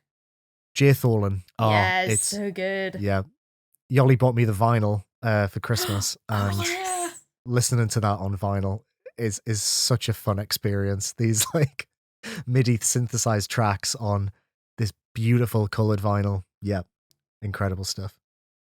Yeah, Hypnospace is so much fun. I always like, because there's been a couple of them now, like games where you explore, like we talked about Videoverse. I was just thinking, yeah, Videoverse Yes. Right. is where you clearly, like, that vein. explore this these I don't know, moments of time, these snippets of internet culture, and Hypnospace just manages to like feel incredibly nostalgic, but also there's this like kind of low key commentary about the way that we police websites and the way that we use certain images. And back then it was kind of like a wild west of like, do whatever you want. If you want to put Arial font, was it Comic Sans Comic flaming website name on a lime green background, that is absolutely your artistic choice. But yeah, you essentially you're policing this space, and I always like the way the story kind of handles that in terms of like, Yeah, me too. you love this space and you want it to thrive, but also you are part of a corporation who you're hired to police this cool creative space, and the way it goes, like, and the different endings you can get and different like story parts is just, yeah, really cool. So good. What a throwback. It's an old timer. It really is. I can't wait for Dream Settler, which no idea when that's coming out. They announced today actually that the Hypnospace spin-off Slayers X is getting additional content this year. So Ooh. I assume the focus is still on Slayers X for a little bit, but hopefully Dream Settler this year, next year, maybe. Yeah. The amount of work that goes into this game, the amount of bespoke music, imagery, and the next game is set a little bit later on. It's set in 2003, I think. So, there's an additional amount of time required to make era authentic content for that. So take your damn time, Jay. Like, that'll come out when it comes out. I'll be there day one. When's the Gooper spin-off happening? The Gooper spin-off. The Gumshoe Gooper spin-off. That's what I want to know. Detective game. Gumshoe Gooper as the detective. That would be so good. Like a point-and-click adventure. No, I No, I was about to say. Oh, yeah, good point. Yeah, sorry. I forgot who I was talking to there. You know what, though? I was thinking about that, and I was like, do I really not like point-and-clicks? There are a few point-and-clicks I like, but yeah, generally. Because I was thinking, I'll get into one of the point-and-clicks I like later, because it relates to the game I want to talk about. But yeah, let's go for Rebecca. You go okay. first, babes. Interesting. Yeah, Rebecca, go. Sure thing. Just sorry. Need a second? Okay, there we go. Was that a sneeze gonna happen? It didn't. Or what was that was like heartburn for a second, and I was like, if I start talking, am I going to make just a horrendous noise? But I'm okay now. Absolutely love 3 30-year-olds making a podcast. It's a very real worry, is that at any point one of us could get a little bit of heartburn. I'm usually fine, but because I insist on sitting, like, my favourite way to talk to people is with one knee hugged to my chest. And so I'm just really playing with fire on this one, on the like pasta ready meal I had for dinner. Squeezing your body in. Squeezed it like this. Followed it with some Terry's chocolate orange from Christmas, and then just came up here and sat like an idiot. You still have Christmas chocolate left? Oh, so much, yeah. So I was why? really sick. Remember, I had COVID, so I couldn't eat any of it. So yeah, I'm still working through the chocolate because I didn't eat any for ages. Oh, lucky. Yeah, so it's panned out now. Mick's almost at the end of his. I've still got like a whole box of Galaxy left. Anyway, thank you for bearing with me while my digestive system decided that it's okay. But yeah, my second game is Firewatch.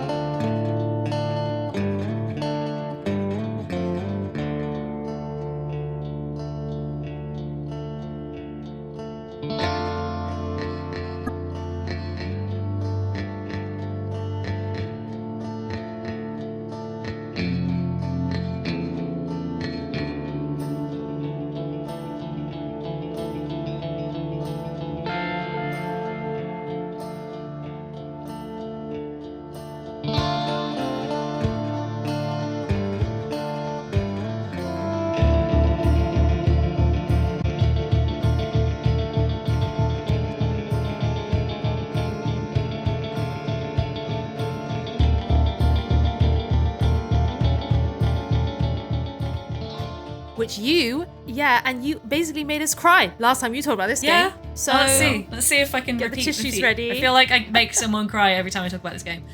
Firewatch is a sort of very low-key adventure game. It's mainly a walking sim, but it's in the more interactive end of walking sims, I would say. And for the record, I really like the walking sim genre. I don't think that that's a negative to call it that. But nevertheless, it is a little bit more. There are a few more things to do. It's kind of an adventure game as well.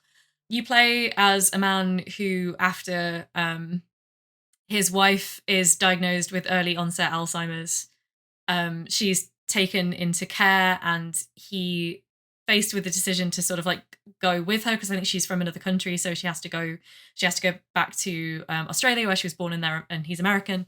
Faced with the choice of going to sort of like stay with her family who don't like him very much in Australia, he instead elects to take a summer job at is it Shoshone, I believe, Shoshone National Forest. Yes, there right. we go. Yep.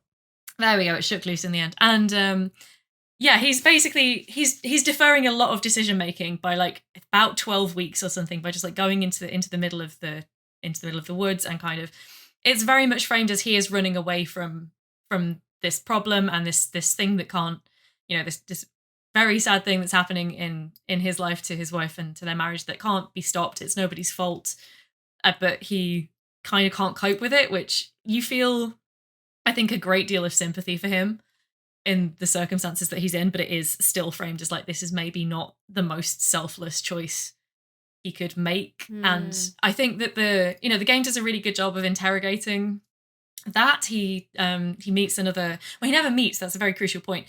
He develops a relationship with another Firewatch tower operator who is his supervisor, called Delilah.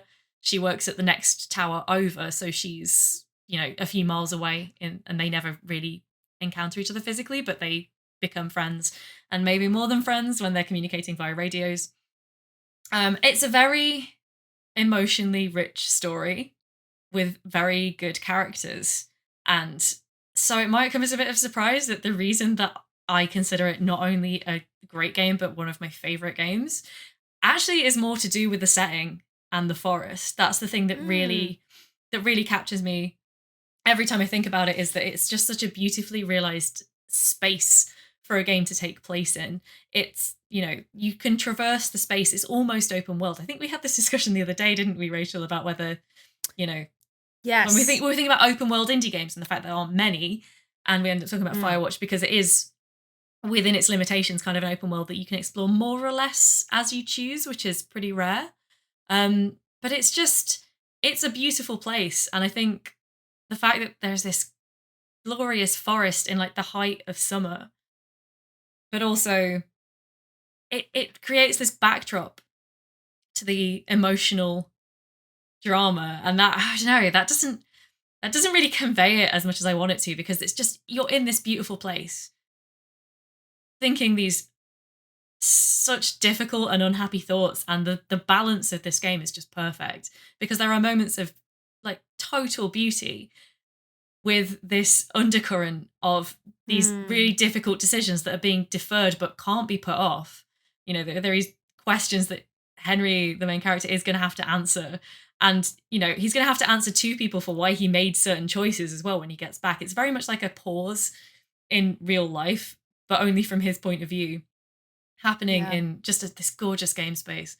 And they very intelligently, in my opinion, they added a post-launch, like a free DLC, which is just a free roam mode once you finish the story, because it's just a space. It is a space that you kind of wander around in, probably for similar reasons, although hopefully not always quite as intense. It's just a nice place to kind of go and sightsee and think about stuff, I guess. And it's very clear throughout the story that all of the characters have a similar kind of reason for being there. It's, it is a lonely and intense job to go and spend 3 months potentially never seeing another human being in the middle of this forest. And that all of these rangers, have gone through some shit, basically, which is what led them to be there in the first place, and what they're kind of dealing with as they are there. And yeah, it's just, it's a perfect video game setting, in my opinion, for what it's trying to do, and just to demonstrate what you can do if you decide to make a map of a certain area. It feels huge. It feels like a forest, and I love forests as well. So it's kind of like a shallow reading. It's like, oh, I love forests, and I love this forest. Yes. Yeah. But also, like, you can go and stare at like an oak tree as the sun sets behind it, and there's a lake in the background, and you think about, you know, the fleeting nature of all life, and that's also a really valid way to interact with this game, I think. And because it does have like a mystery element to it, but I think that is best left very lightly touched upon for anyone who's not played it, because I went into this game knowing nothing about the story, and I think that's the best way is to just not just go with it, see where it takes you. Yeah. Yeah, it's a really good game. It's so like, I like what you said about like it takes a certain type of person, and between Henry and Delilah you kind of learn who these people are. Like this kind of like dreamy idea about running away from your reality to this like ideal situation, but reality is like always going to catch up with you. And Henry definitely feels like someone, like a character who is like trying to escape something, but it's 3 months and the inevitable is gonna happen. And it's a good character study. It is. If there was ever like a game theory, game narrative course, set this as one of the character study definitely. games. Definitely. Well, you never see Delilah, right? Like, it's never... how it's all communicated over audio. You don't really ever really see Henry. Like, yeah, I mean, you see him in photo at the end, right? I think that's that kind of feels like a reveal almost. It's not a spoiler to say, but you have a camera in the game, and when he finds it, he sets it off, and like it flashes in his eyes, and the screen goes weird for a minute. And at the very end of the game, you see that photo that's been developed. And that's like the first time you see yourself, and you as you say, you never really see anyone up until the very end. It's like a moment of like self-actualization for Henry. Like he's gone through this journey. And exactly. It's like a moment that was captured at the beginning or near the beginning, and then it's like developed. At the end, it's like a physical photograph. It's so I mean, that's the thing about this game is you can unpick so many, you know, very well made and well crafted artistic points like that, but it's never navel gazing, even with what it kind of deals with. It's very grounded. It feels very believable. Yes. And not pretentious in any way. I agree.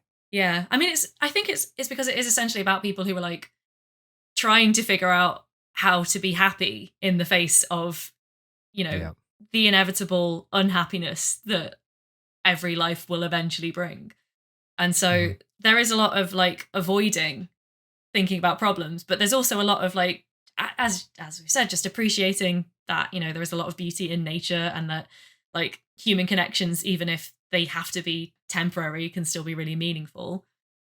And yeah, I think that it would be, because like I can sometimes find that games that are trying to do stuff like this do get a bit too introspective and a bit too down, and it's just like at the point where it's no longer enjoyable, because you're like, yeah, I do kind of, you know, we all have some experience of this. It doesn't need to be as grim as it gets the whole time. But because there is that little thread of mystery, and just because there is, you know, there are genuine moments of just joy and silliness in it as well, it feels like a very rounded emotional experience altogether. And great music as well. Just, I know we've been saying that a lot, but genuinely, one of my favorite video game soundtracks. So good. The piece of music that plays at the very beginning when it's got like, I think it uses the same engine that Inkle created for 80 Days. You've got like a multiple choice section at the very beginning. There's a piece of music that plays over that bit that just like it gets me every single time. It's so beautiful. It's very, the first 10 minutes of Up and the first 10 minutes of Firewatch are the same thing. Yes, I completely agree. My god, what a comparison. That's so astute. I wish I could say my game was happier, but it ain't happy. I was going to keep going till I made someone cry, and it worked. So yeah, let's move on. Let's go. Yep. Rachel, what is your final pick? So my final pick is like a heart one. It's Kentucky Route Zero, which a moment of silence before I talk about this fucking game again. This world is not my home. I'm just passing through. My treasures and my hopes are placed beyond the blue. Many friends and kin have gone on before, and I can't feel at home in this world anymore.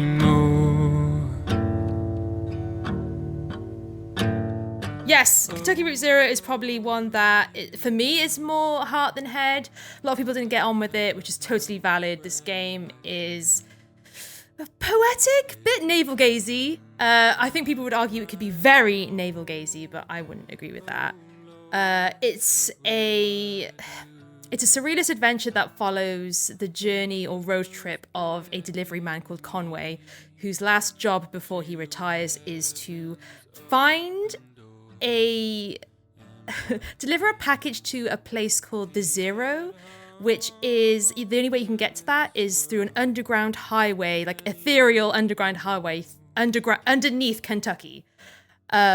Which is what the fuck? But ultimately is just kind of like that's like this game is separated into chapters. That's the aim of the first chapter, and I guess by the end, it's still the same goal of Conway. But the main story of this game is not necessarily about finding the Zero, but meeting the characters along the way and the stories that you pick up from them, these wanderers, these hitchhikers, these people who, for some reason or another, have been cast out onto the highways of Kentucky. They don't have a home or might be running away from something. And Conway kind of picks them up, and you have like a small group of folks as they travel through different places in Kentucky. And ultimately, the story is quite surreal. There are moments dealing with the supernatural, or there are moments dealing with just like some really batshit stuff, which is not as like airy-fairy as I think some people maybe assume. It's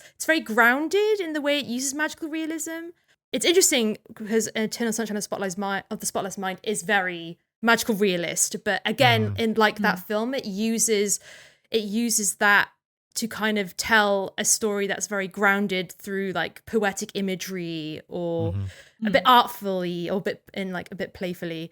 But yeah, this game is about so much wrong with America and other countries, like debt, homelessness, alcoholism, unpayable loans, people who have been forced into financial situations that ultimately have forced them into certain situations economically.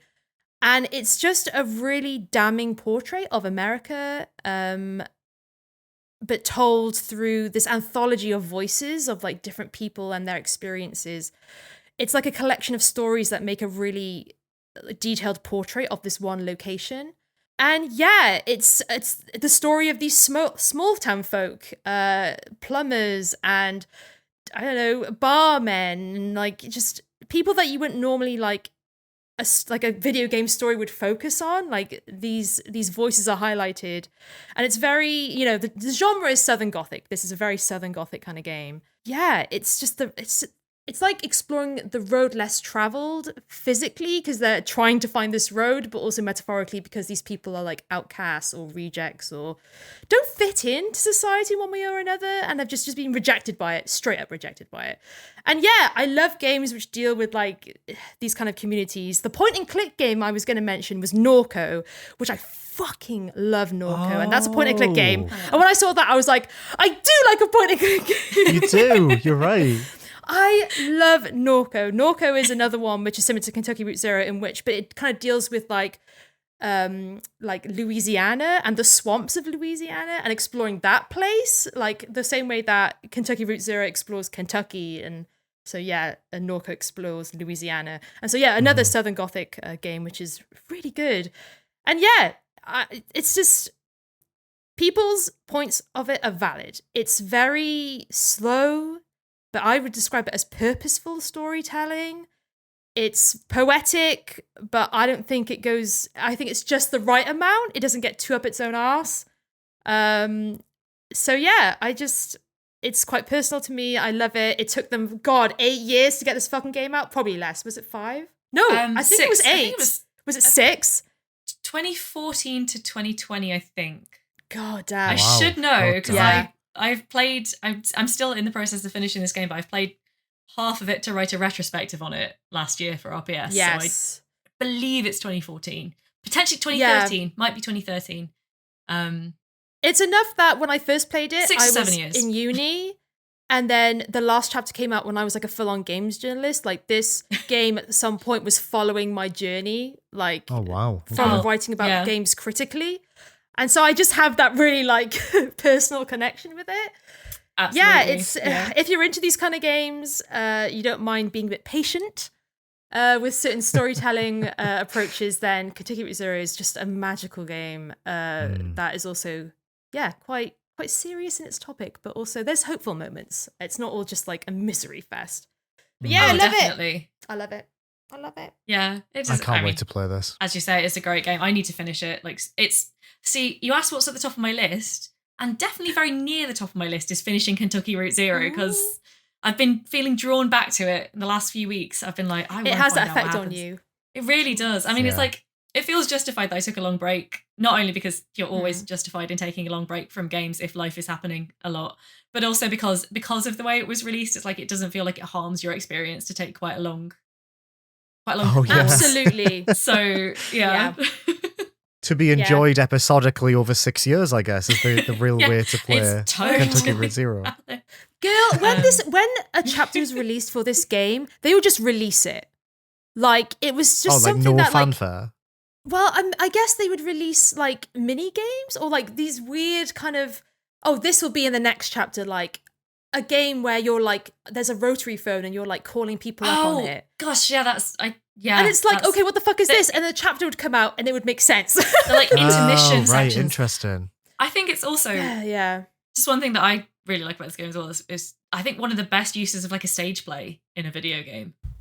Like Do not even just all those sections are just so, and like you say, it's got a real feeling of like I know that we've discussed before about like the ideas of like Lynchian storytelling being overused in games, but come on, I think this one specifically like Twin Peaks: The Return, how you have to look at it all as this, one, it's all just disconnected little things going on, but if you kind of pull back enough to look at it and you kind of operate on vibes and suddenly understand what the story is, it's like very much, oh my god, it's really, like I say, it's like the time to reflect on this is huge. As I say, I've probably not touched it in 6 months at least, but I'm just like, no, wait, I need to go back. I need to like take what I've understood over time from this game and go back into it and be like, it is about late stage capitalist rage. I understand now. I understand now. Because, I don't want to give any story spoil. I don't want to say anything that would spoil the story. But I feel like I've seen a couple of characters in it now hit the point of total hopelessness. But the reason it's not, in my opinion, a massively navel-gazy game is because as they hit that point, you start to rage on their behalf. And that is like, that is how the critique is working. And that's the thing. It's like this rage is not violent outbursts. It's so quiet. And it's just like, what do? You're in this system that essentially ultimately is there to exploit you. And what happens when you reach a certain point where there's nothing you can do. There's such a helplessness, but also on the flip side of that, a hopeful, like these characters coming together, like they find each other. Yes. Throughout these, regardless of these circumstances, like these souls, these lost souls, like find each other, with Conway being like a ferryman of sorts. Like it's just, it's a good game. Absolutely. And that performance is probably one of the best uses of video game music. To put a full 2-minute song in a game, and so the player has to like pay attention for 2 minutes, it's fucking rogue. Toy Story 2 did it, and it was great. And I appreciate they do it in Kentucky Route Zero. They make you sit your ass down for 2 minutes and listen to this beautiful song and appreciate it. But you're for writing what it the is. song as it happens. But I was actually thinking of a different. There's 2 points because there's this play happening as well. There is a point where you're in a play, and there's they're both really good scenes, in fact. But you're writing the song as it goes along. Oh my god, there's just so many. This is the thing. There's so many wonderful like moments in this game, and then they all come together, and you're like, it doesn't make sense on a literal textual level. You kind of got to engage with it on a level of like, you know, as I say, vibes, Lynchian vibes. What else can I say? It's a very vibey game. Super It vibey is. game. Sad vibes. Very Indieventure COVID. Not COVID. Indieventure coded. Wow, that was a bit of a Freudian slip there. My God. Yeah, this would not have been a good game to play in COVID. Like, it has some very sad. The final episode launched in January 2020, I think, and I do worry about the people who were like, "Oh, it's finally finished." I'll like go and play Kentucky Route Zero. It's like, oh, you okay, guys? Damn. Right, into the vault it goes. Boof. I kicked it in. Hoy it in. I threw it up in the air and I with my butt. How do you describe that action? Butted it in. Yeah. I butted. I mean the This very incredible respectful game that I've just That's what I was described. I'm like, like just an incredible way of describing how beautiful this game is and how much it means to you, and then whoop, just whack it in with me bum. That's what we're gonna do to Kentucky Route Zero. That's our brand. Yep, that really, really is. oh, yes. Well, this collection of 9 games now. 10? Wow. 10, Dredge as well. 10. Oh, Which is 10, a yeah, good really point, pleasing yes. number, can I just say? That is such a That nice is number good. to have. Amazing. That I'm is very good. happy that I realised They it. look great. Sparkling. So Sparkling nice. emoji. Incredible. Right, gang. Good job. What's next? Hyperfixations? You know it. Do we need to acknowledge that there's probably not going to be any music in this episode when it first comes out?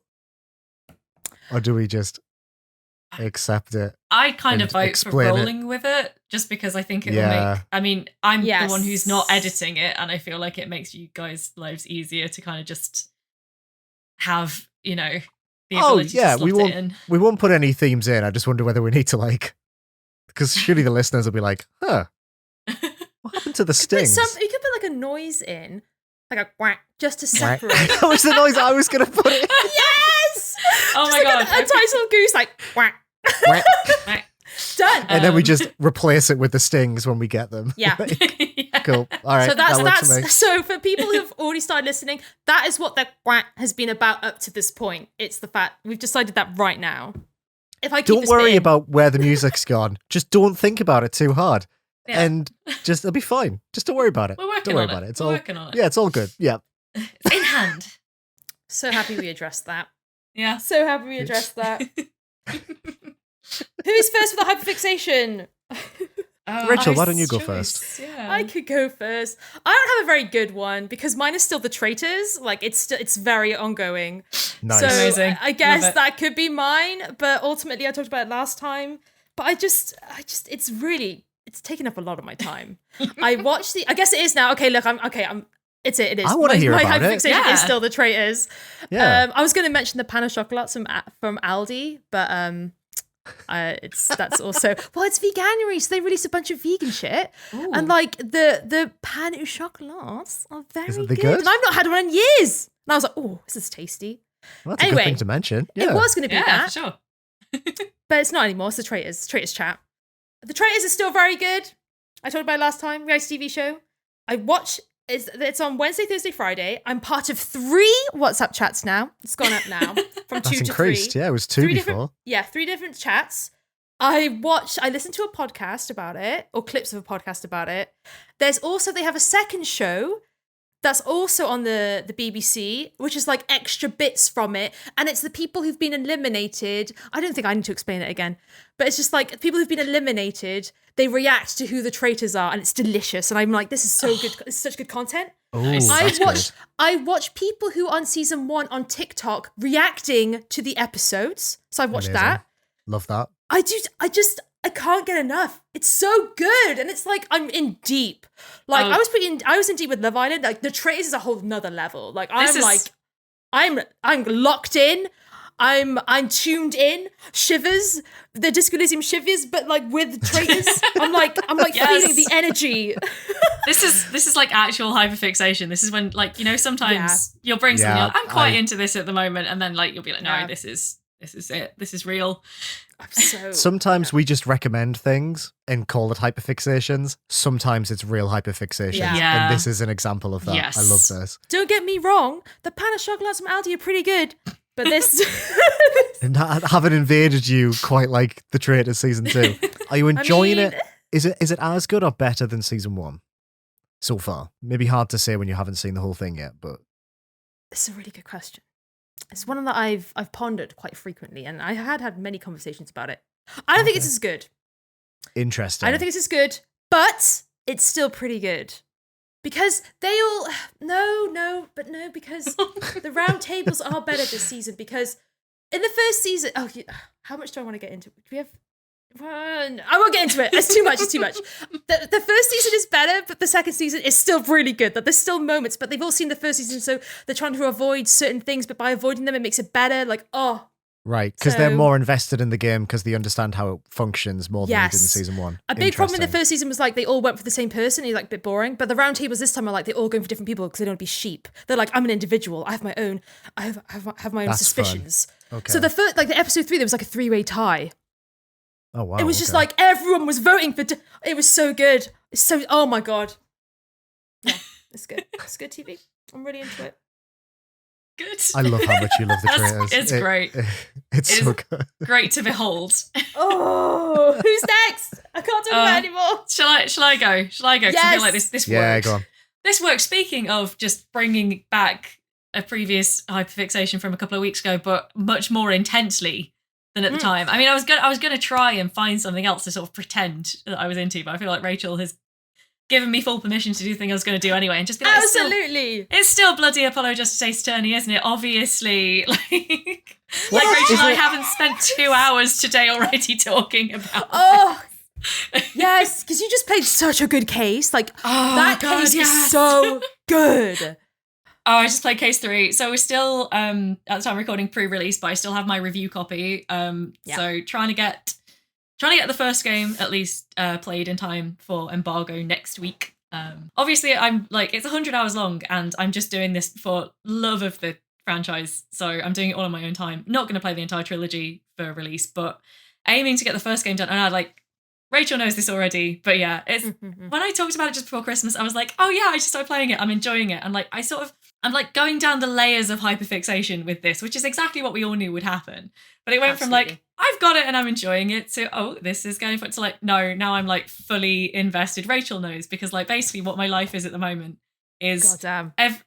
it's a full-time job to spend 5 hours a day playing Ace Attorney and then 2 hours talking to Rachel about it. Like that is All caps, all sparkle emojis, screaming Yeah. constantly at each other about this Yeah. fucking game. Our DMs right now are, Jesus. I don't know, they're like, they belong in the Library of Congress because we are going so, like, we're analysing all of the characters, we're just having such a good time. Yeah. Yeah. And thank you, by the way, Incredible. Rachel, because that really does like heighten the experience at every stage, is like having a thought and like immediately sending it to you, like, oh my god. So I'm enjoying it so much. It's good. Yeah, no. It's I'm well good in. though, right? These It's cases, I'm telling right. you, Case they're 3. really good. Case You know 3 what? Oh Apollo my God. Justice. Yeah. Right? Whoever said that the third case in an Ace Attorney game is always a bit of a dud? What are you talking about? That was Yeah. amazing.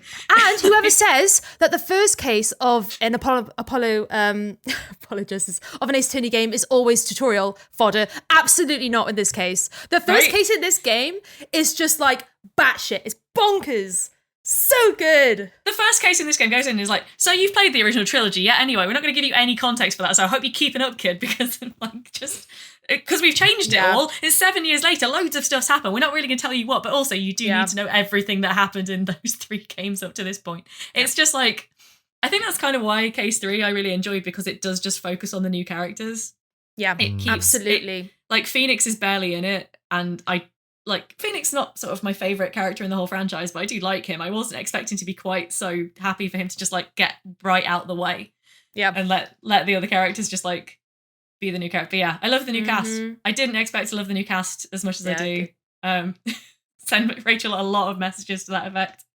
The best thing that I like out of conversations is the Kenergy that Clavier has. Yes, and then like we have us agreed. talking about it. Because I keep saying Rebecca like Ryan Gosling as Ken in comparison with And it's so true.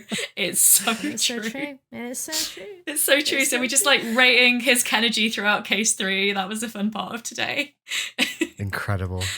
We should stop now because this probably makes zero sense even to people who know this quite well. So goodness knows what it's going to be like. I mean, as a bystander that doesn't have a single fucking clue what either you're talking about, I'm enjoying just seeing how excited you're both getting about this game. And I'm glad it's a thing. It's so good. I'm just happy that it exists and will be out by the time you're listening to this. So yeah, Yes. check that out. It's a very good I time. will count the last couple of minutes there as a very enthusiastic seal of approval for this remastered collection. Oh Yes. yeah. It's good. It's a good time. I spent most of the weekend playing it because I was going to go out and do adult stuff, but then I was kind of ill. So There's so much I want to talk to you about as well. There's like so much. I know, Like, isn't the mechanic with the bracelet so good? But isn't it like so good? it's so good. It's so weird. It's It's weird. very 'Cause odd. There's zero context for it. Like it's literally just like, what the fuck is happening? Okay, we just accept it. Oh, Yeah, it's- he's like, yeah. Oh, my bracelet helps me see people's like, it's like how? And he's like, I'm not spirits gonna and explain that. psychics. No, girl. Hold Yeah. my beer. This Yeah. is what we're going on now. Magic It's like, bracelets that is just normal, I guess. Yeah. No. So what is bracelet lets him solve So- cases? So it's weird, right? So the idea is that he's like super perceptive, but I Yes. don't know, he kind of lacks confidence to acknowledge it. Somehow Yeah. the bracelet tells him, because basically what you need is a mechanic that can flash on screen easily and tell you this is the point at which you interact with Yeah. this mechanic. Yeah. The and point so is kind of like It's very weird. it's like they wanted a new kind of fresh way of dealing with people who lie on the witness stand instead of Yeah. it just being like contradictions. So the idea is your bracelet or Paulo's bracelet will like start to vibrate, and then you go into a mode where you zoom in on a character's profile and try and spot behavioral giveaways that would suggest that they're lying, whether that be like Oh, an right, eye okay. twitch or someone licking Yeah. their lips or something. And it's just an interesting way, instead of it being like, right, I need to work out what evidence goes where, and it's just cool. But it's kind of awkward. He's like, I saw you behave this way, so you're lying, and the person's like, oh no, I gave it away. But like, oh, it's just I do love it's that just in fun. I like story that. though. In story, everyone's like, it's really weird when he does that. Like, why does he very off-puttingly go completely silent and kind of cross-eyed and make then any come fucking out sense. with like 2 minutes later emerge like, and I know exactly what point. I know when you were lying. I don't know what you were lying about, but I know when you were lying. They're all like, that's But this dude's Phoenix does that too, right? Like in the first game, he'll have like a 4-minute conversation in his own head. And I like to think that Yes. everyone in Oh, the yeah. courtroom's like, Mr. Wright, are you okay? What's Yeah. going on? Hello. Just staring at Edgeworth or like rubbing Oh. his chin. Or like, That's like a really common trope for like fan comics in Ace Attorney and Danganronpa as well. There's loads of fan comics where it's just the main character like staring really blankly and disconcertingly for a While they're really long having time. internal monologues. That's Yeah, so it's like, what are funny. you thinking about? And then it's just like the game in Danganronpa 2 where you're doing like the surfing game or whatever, the skateboard mini game in your head to try and like Oh work something god. out. And it's Yeah, like- fucking Russian roulette. What is the one? There's a shooting one. yeah, there's loads of just weird, but like the idea that there's just in all of these franchises increasingly weird mechanics to like keep you Oh, entertained yeah. while you're trying to find the lie, and just but also you're meant to be like standing in this courtroom while this murder trial is happening, Yeah. just like spacing out like what is he thinking about at this moment, and it's definitely like, you know, Hangman. neon like Literally, neon he's like- 3D shooters and all of these things Oh happening. yeah. So That's so bizarre, funny. so funny. Oh, God. So yeah, that's I'm me really glad again. you're enjoying it. Probably next Good. time as well, to be fair. I predict you'll bring this game up 4 more times this year. As a That's hyperfixation. probably like as the whole trilogy. Probably, I think that's a fair Yeah. Yeah. assessment. Well, when yeah. the trilogy comes out, I'll bring it for one of mine. So that's Yeah. a guarantee. yeah, yeah. Just more excuses to talk Incredible. about. Oh yeah, are you getting the physical copy? Getting a physical. Oh, we need to talk about this, babes. I'm in Oh. 2 minds. But anyway. All right, I'll help later. We just Thank you. back to the Liam, DMs please. once we're done. Liam, please make us move on. Yeah, I do want to hear yours.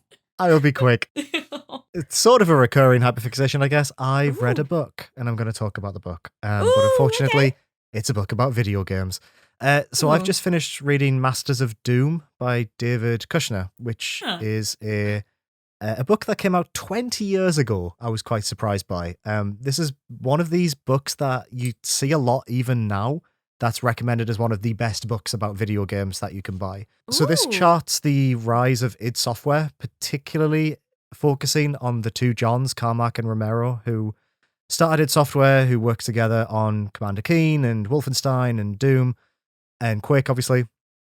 And it's one of the more entertaining game books I've read. It feels very dramatized, but there's a lot of references in the back of this book, which makes me think that Kushner, who wrote it, really did his research before writing this. But the fact he's been able to create this non-fiction book about a real thing that happened, but it feels very dramatic. The pacing is very good. It's not an oral history.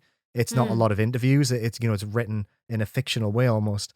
It's a really, really interesting read. There's a lot that happened between the two Johns and the people who worked at id Software back in the day that I didn't know about. I don't necessarily think it paints either of them in a good light, which I appreciate. Really interesting. These are two people who had very big egos. It talks a lot about how they would smash things in the office all the time and how Doom was created under these very, stressful and intense circumstances. But as a character study of these two people that were at the opposite ends of the creative spectrum, Carmack was a programming genius, Romero was a design genius. It's fascinating, and it's almost sad that it ends around the time Doom 3 enters development, because that game came out a year after this book was released. But it's really good, and it made me think about how I haven't read many books like this about video games. I feel like I've read Jason Schreier's books about game development, which also features a very good bit about Stardew Valley in there. Very much recommend that book. Blood, Sweat and Pixels, I think that book's called, the first one. And I've just bought the Sid Meier, the guy responsible for Civilization, wrote a memoir last year, or maybe in 2020, which I've bought after reading this. But I wish there were more books. I almost wish there were more like books about the people who make indie games. And we're talking about the documentary about Hades. Like, I feel like a lot of stuff about games is on YouTube, or it's like, absolutely. I'd love like a long read, and I guess like a lot of journalists, like games media sites, don't really accommodate for long reads like this anymore. Feels like it's kind of like a dying art. Yeah, good book. If you have any video game book recommendations, listeners, please send them through. contact@indieventurepodcast.co.uk. But yeah, a good book. Not a sad book, but the year is young. Let's see what I read this year. Plenty of books to come for your sad book club collection. Absolutely. I'm sure there'll be a few. Look, Amazing. I've always got a small pile by my bed I'm ready to dive into, so hopefully some of them will become hyperfixations over the year. But yeah, good book. Cool. Awesome. Good recommendation. There are shockingly few books about game development or about just the games industry at all, really.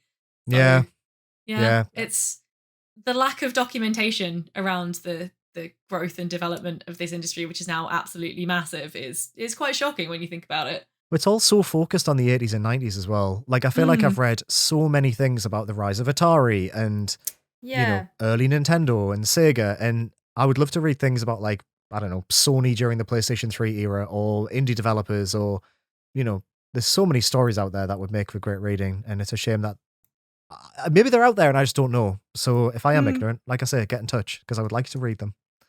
I was going to say, which one am I thinking of?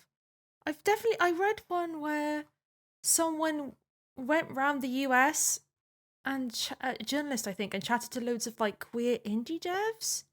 Oh, that sounds good. It's That more sounds like good. a travel log, though. What was that? Who was that? I have I like the the book framing somewhere. of that, Yes, that is really good. God damn, I can't remember it. If I do, If we I'll remember, insert it we'll- here. We'll put it, Mm-hmm. edit it in. Oh, we'll put it in the show notes, definitely. Yes. Yeah, definitely. God damn. No, I can't remember it. Anyway, that's yes, all great. Well done. We did it. Indieventure Vault episode.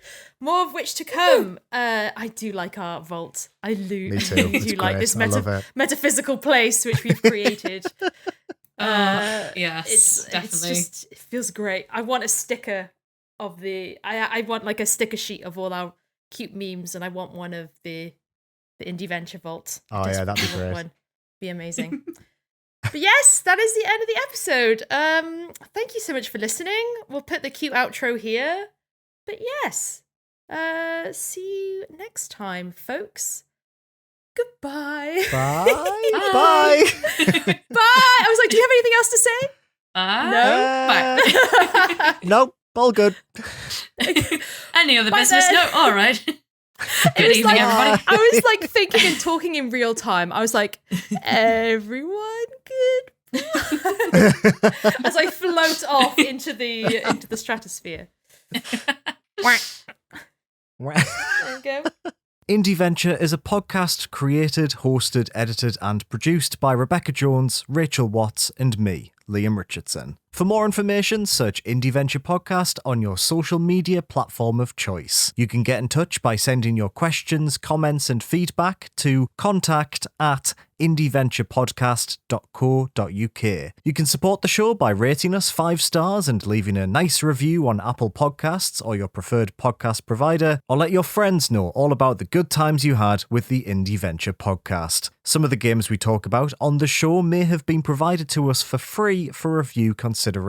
If you are a developer, a publisher, or a PR looking to get in touch, drop us an email at hello@indieventurepodcast.co.uk. Thank you so much for listening, and see you again in 2 weeks for another episode of Indieventure, a video games podcast.